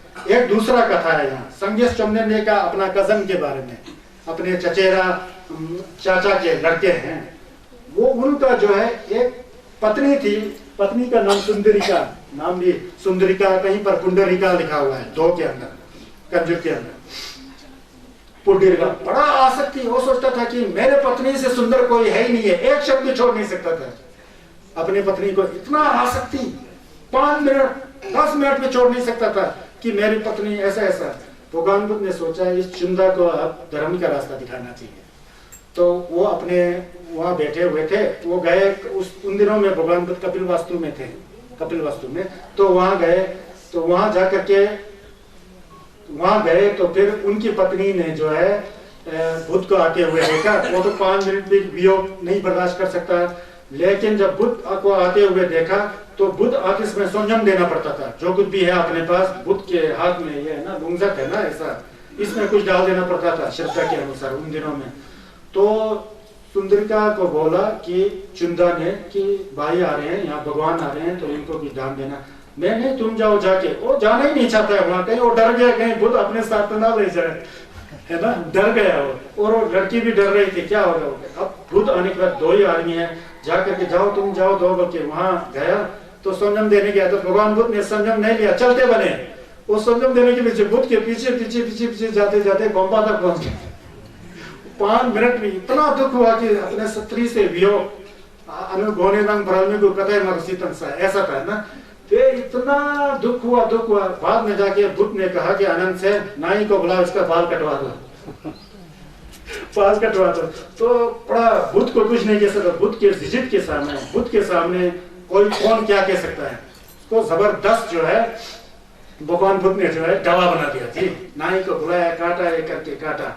और सबसे पहले संयम लेने अपने घर में ही भेजा। वहां जो सुंदरिका थी ना, उसको भी दुख हो गया ऐसा। फिर वो क्या गोम्बा में बैठा हुआ है, ढावा का क्या कहते हैं, भिक्षु का छंटप जैन बन के बैठा हुआ है, गम जैसा करता था, गम कभी करता ही नहीं था। कुछ पढ़ता था, मन जो है अपनी पत्नी के ऊपर ही। फिर बुद्ध ने सोचा इसको कुछ दिखाना चाहिए। एक दिन भगवान बुद्ध ने ऐसी हालत देख करके बड़ा दया आया भगवान बुद्ध को, तो उन्होंने बोला मेरे छुगु को पकड़ो। उनका छुगु होता है जैसा, बुद्ध को इसको पकड़ करके उन्होंने जो है तुरंत कहीं एक जंगल में ले गया, बहुत घना जंगल में ले गया। जंगल में लंगूर थे, वहाँ लंगूर जो है यहाँ वहाँ कूद रहे थे। फिर उन्होंने मजाक करके पूछा, ये चुंदा चुंदा, तुम्हारा जो पत्नी जो सुंदरिका जो है, पुंडरिका जो है, वो सुंदर है कि ये लंगूर सुंदर है, कौन सुंदर है बोला। तो वो तो बोला आप क्या कह रहे हैं भगवान, मैं समझा नहीं। बोलता है मेरा पुंडरिका तो इससे 1000 गुना सुंदरी है, ये क्या है, लंगूर है, काला मुंह लेके बैठा है, सफेद शरीर लेके बैठा है, ये क्या है, इसके सामने कुछ भी नहीं है। मेरी सुंदरिका पुंडरिका जो बहुत सुंदरी है। ठीक है चलो वापिस चलते हैं। फिर वहां तुम गौम करो, कुछ पढ़ो, सूत्र पढ़ो, ऐसा बताया। ठीक, फिर दूसरी बार संन्यास ने फिर दोबारा बताया मेरा छुगु को पकड़ो। फिर संन्यास उड़ के चले गए, कहाँ गए बताए, देवलोक में। देवलोक में गए तो संन्यास एक स्थान पर बैठे, गौम लगाने के लिए बैठे। उसके बाद उन्होंने कहा कि अपने भाई चंदा से, जाओ घूम टहल के आओ, यहाँ बहुत अच्छा सुंदर जगह है, घूम टहल के आओ। घूमने टहलने के लिए क्या, सभी जगह देखा तो उसने तो देखा कि बड़ा सुंदर है, इतना सुंदर पेड़ पौधे फूल फल, संसार का तो कुछ भी नहीं है उसके तुलना में, तो कुछ भी नहीं है। इतना वो आनंद से टहला यहाँ वहाँ। एक जगह देखा कि सभी देवता जो है देवियों के साथ घूम रहे थे। एक जगह सिर्फ देवियां ही देवियां हैं, देवता नहीं है। देवता नहीं है, सिर्फ देवियां बैठी है, बड़ा सुंदर रमणीय स्थल। वहां पर जो है सेंट बिगड़े, ये फेयर एंड लवली की आवश्यकता नहीं है, खुद ही है वहां पर, सब कुछ वहां है, इतना सुंदर सुगंध। ऐसा देखा कि सभी जगह तो देवताओं के साथ देवियां बैठी है और देवियों के साथ देवता। यहाँ तो सिर्फ देवियां। जाके पूछता हूँ, जाके पूछा कि सभी जगह देवताओं के साथ नहीं, देवियों के साथ देवता है, या सिर्फ देवियां हैं क्या है। फिर उनसे पूछा, हाँ हम लोग सिर्फ देवियां हैं, हम लोग इंतजार कर रहे हैं। कैसा बोला, क्या इंतजार कर रहे हैं, आजकल नीचे जम्बूलिंग में संगत शगत हुआ का टेम्पा है, उनका एक भाई चुंदा बोके है, वो अभी ढाबा बना हुआ है, बम जमलिंग कर रहा है, और मरने के बाद डावा के सनम से यहाँ पैदा होने वाले हैं, इसलिए हम लोग इंतजार कर रहे हैं। वो खुद ही था, खुद ही पैदा होने यहाँ आने वाला था। तो वो बड़ा खुशी हो गया, जल्दी जल्दी भाग के भगवान के पास। भगवान नमस्ते, मैं बहुत अच्छा चोस करूंगा, हम करूंगा, सब करूंगा बोलते। उन्होंने कहा क्यों, क्या देखा, ये वहां पर देवियां मेरे इंतजार कर रहे हैं। फिर बुद्ध ने मजाक किया, अब तू बता तेरा रुक्मणी और सुंदरिका के साथ इनका तुलना किया जाए तो कौन सुंदर थे। तो चिंता ने कहा, भगवान जो सुंदरिका जो मेरे, वो तो उनके सामने वाला गुरु जैसा दिखाई दे रहा है, कुछ भी नहीं हो, कुछ भी नहीं है, वो तो कुछ भी नहीं है। इन देवियों के साथ मैं रहूंगा भगवान, छप करूंगा, गम करूंगा। अच्छा, फिर नीचे ले आए जम्बू द्वीप में। फिर वो खूब तोड़ करके छप पड़ रहा है, दौड़ पड़ रहा है, गम लगा रहा है। फिर दूसरे डावा लोगों को पता लगा कि ये इस उद्देश्य से गम कर रहा है, छप कर रहा है। सभी ने उसको गाली देना शुरू कर दिया। देखो भगवान का चेले सब थरपा और थमची छिंबा संगेस के गोभंग प्राप्त करने के लिए, राचंपा को भंग प्राप्त करने के लिए सब गौम कर रहे हैं, नमलन कर रहे हैं, छस पढ़ रहे हैं। लेकिन ये भगवान का भाई होते हुए भी लायुल में जाने के लिए, देवलोक में जाने के लिए छस कर रहा है। सबने खूब फटकारता था, फिर भी उसको परवाह नहीं था, क्योंकि उसको देवियां चाहिए। समझ गया। उसके बाद संगेस ने क्या किया, फिर एक दिन संगेस ने सोचा अब इसको रास्ता दिखाता हूँ। फिर बोला मेरा छुगु को पकड़ो, जैन को पकड़ लिया। फिर संगेस ले गया उसको, कहाँ ले गया बताया, नलवा में ले गया। तो वहां पर देखा, नलवा देख कर डर गया, वो अंदर देख कर गिर। वो कहीं वहां तलवार से किसी का सिर काट रहा है, पैर काट रहा है, यह है जो शिंजे का यमराज के दूध होते ना, वो काट रहा है। और कहीं पानी में लमठू इतना बड़े बड़े पतीला में उबलते पानी में आदमी को डाल रहा है, वहाँ उसको हलवा की तरह नोच रहा है, यह कर रहा है, वो कर। फिर ऐसा करे। एक जगह वहां पर खाली पानी उबल रहा था, आग जल रहा था, वहां खाली पानी उबल रहा था, आग जल रहा था, वहां बैठ करके बैठे थे, बड़े बड़े डंडा लेके, क्यों आप बैठ गए। फिर पूछा वहां जाके, सभी जगह तो ये सब उबल रहा है, ये खाली पतीला यहाँ उबलते हुए क्या है। तो वो यमराज के दूतों ने कहा, जम्बूलिंग में संगेश चंदन का भाई जो है ढवा बना हुआ है, उसके बाद और नयुल में जाएगा, लायुल में जाकर के 1000-2000 साल ऐश मस्ती करेगा, उसके बाद तुरंत यहाँ गिरेगा, उसी के लिए ये उसी के लिए यहाँ इसमें उबाला जाएगा यहाँ उसको। वो तो फिर डर के मारे सही में उसके मन में छुस करने की भावना, जाके जाके भगवान के शरण में जाते हैं, भगवान मुझे बचाए। उसी समय डर लग गया उसको, भगवान मुझे बचाइए, ये तो वहाँ है। कुछ समझ में आया बोला, अब तेरे को क्या लायुल का गोपंग चाहिए कि संगेश का गोपंग चाहिए कि डाचुम्बा गोपंग चाहिए? होता है भगवान अपने धर्म करूंगा, अच्छा धर्म। गया, वापिस गया, सही में उसने शमथा किया, सुचिम सुंशी किया, गौम नमलें किया, विपश्यना उसके अंदर जागा, और डाचुम्बा का गोपंग प्राप्त हो गया। अब प्रार्थना हम लोग करते हैं, मलम लगाते हैं तो दोबारा में अमीर हो जाए, राजा के जन्म में आ जाए, यह है वह। संसार का प्रार्थना कभी नहीं करना चाहिए। हाँ, थमची छिंबे गोपंग थोपाशु, संगेश के गोपंग थोपाशु, जंगजुक सिंबा का गोपंग थोपाशु, लोक कल्याण के, लोक भलाई के लिए ये भावना हमें आनी चाहिए। समझ गया ना? वो समदेन गोमशी किया उसने, गौम गोमशी किया।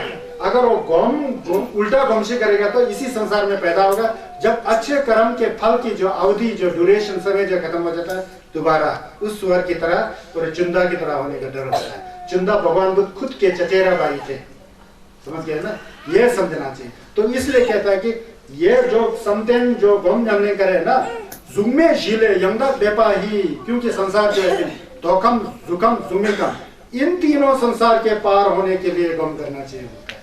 तब इन संसार से पार हो गया ना, वो संगेश का गोपंग है, वो सुख, वो आनंद कभी भी बदलने वाला नहीं है। इसलिए तो पहले एक श्लोक में आया था ना, नम्यंग मिंजुर थर्पे गोपंग छो तंतु निर्वाचर से लगले ही, कभी भी नहीं बदलने वाला, हमेशा आनंद में है, सेज में है, दीपक की तरह ज्ञान प्रज्वलित होने वाला, निरंतरता जो कभी बुझ नहीं सकता है, वो संगेश का गोपंग है। नंदु जो थर्वे तंदु, उसी को चाहना ही हम बोधों का उद्देश्य होना चाहिए, इच्छा होना चाहिए। समझ गए? अब ये समझन के बारे में आ गया ना, यहाँ पर बहुत कुछ बोलना चाहिए आप लोगों को। देखिए बिना, अब गौम क्या है, गौम क्या है उसके बारे में सीखना। गौम का मतलब है अपने चित्त को शांत करना, अपने सेंस को जो है शांत करना। शांत कैसा होता है? जब तक आप सहज भाव में ना बैठे तो चित्त शांत नहीं हो सकता है। मान लो आप 5 मिनट के लिए गौम कर रहे हैं, है ना? गौम कर रहे हैं, है तो गौम का 7 अवस्था है, नंबर नंजे का एक है बोलते हैं 7 अवस्था। कम से कम पालथी लगाना आना चाहिए और हाथ भगवान बुद्ध की तरह ऐसा करना आना चाहिए। ऐसा बैठ गया, बिल्कुल अपने शरीर को ढीला छोड़ करके, शरीर के साथ मन को ढीला छोड़ करके, क्योंकि हम लोग हमेशा टाइट में होते हैं, कुछ ना कुछ सोचते रहते हैं ना, हमारे नसें खिंच जाती है, हमारा चाह जो खिंच जाता है, और लेपा में इतना रश होता है कि इतना टाइट होता है, सिर दर्द होने लग पड़ता है। वो संसारिक टेंशन है। जब गम करना होता है सबको लूज करना पड़ता है, रिलैक्स होना पड़ता है, सबको ढीला छोड़ना पड़ता है। जब आप ढीला छोड़ना आ गया ना, आपका शरीर और लेपा का चाह और मस्तिष्क का जो नस सब अपने आप में बड़ा आनंद आएगा। अब उसके बाद गम के लिए कुछ चाहिए ना, कहाँ गम करें, क्या गम करें, उसका बहुत क्या कहते हैं टेक्निक है, तौर तरीका है। कई लोग संन्यास की मूर्ति को देख करके, उनको देख करके ऐसा गम लगाते हैं, मन को कहीं भी नहीं फिरा करके, सिर्फ संन्यास और आप, बाकी कुछ नहीं। इतने में गम लगाते लगाते आपका शरीर भी भूल जाएंगे, संन्यास के ऊपर ऐसा मन टिक जाएगा कि आप इतना आनंद महसूस करेंगे। इस तरह का होता है। कोई कंकर पत्थर के ऊपर एक विषय चाहिए होता है, एक चाहिए होता है, कहाँ गम करे क्या। इन सभी गुमों के अंदर है तो कई तौर तरीका है ना। मैंने अपने अनुभव से सबसे अच्छा तौर तरीका क्या समझा, अपने सांस है ना हमारा शासन, अपने सांस के ऊपर देख करके गम करना चाहिए। मैं सोचता हूँ कि जब भगवान बुद्ध 6 साल तक दुर्जोधन के नजदीक पुरुवेल में वहां वृक्ष के नीचे गम किए थे, तो अपने सांसों को ही देख रहे थे। और उसमें भी कहा है, इसको कहते थे हमारे उसमें संन्यास की भाषा में आनापानास्ति। आनापाना, आन मतलब बाहर निकलना सांस का, पान मतलब सांस का अंदर आना, है ना। आनापानास्ति, सांस आ रही है जा रही है, उसके ऊपर देख के रहना, बस सांस और आप, ऐसा सांस। अब सांस कैसे आ रही है जा रही है, जैसा हम गम में बैठे हैं, सब कुछ भूल चुका है, सब कुछ भूला, अपना भाई बंधु धन संपत्ति सब कुछ भूल करके 15-20 मिनट के लिए सब भूल गया, सिर्फ हम लोग गम करने जा रहे हैं। शरीर को ढीला छोड़ा, एकदम रिलैक्स किया, पूरा तैयारी किया और आंख बंद करके ऐसे बैठ गए। तो मुंह ज्यादा बंद करने से फिर प्रॉब्लम हो जाता है, मुंह जैसा ही है वैसे ही, और यहाँ पर मन टिकाया। सांस जो है अंदर से नाक से निकल रहा है, जा रहा है, आ रहा है, जा रहा है, बहुत दूर तक नहीं ले जाना है। सांस जा गया, आया, गया, आया।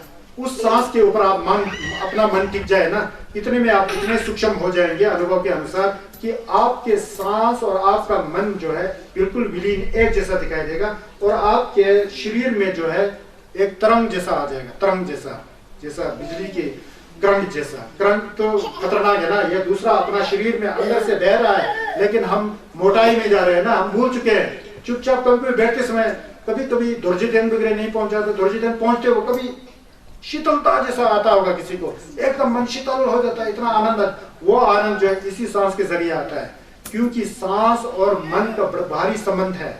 जो हम पाप कार्य करते हैं मन से करते हैं, सांस से संबंधित है। जो अच्छा कार्य करते हैं मन से करते हैं, सांस से संबंधित है। इसको आनापानासति कहते थे।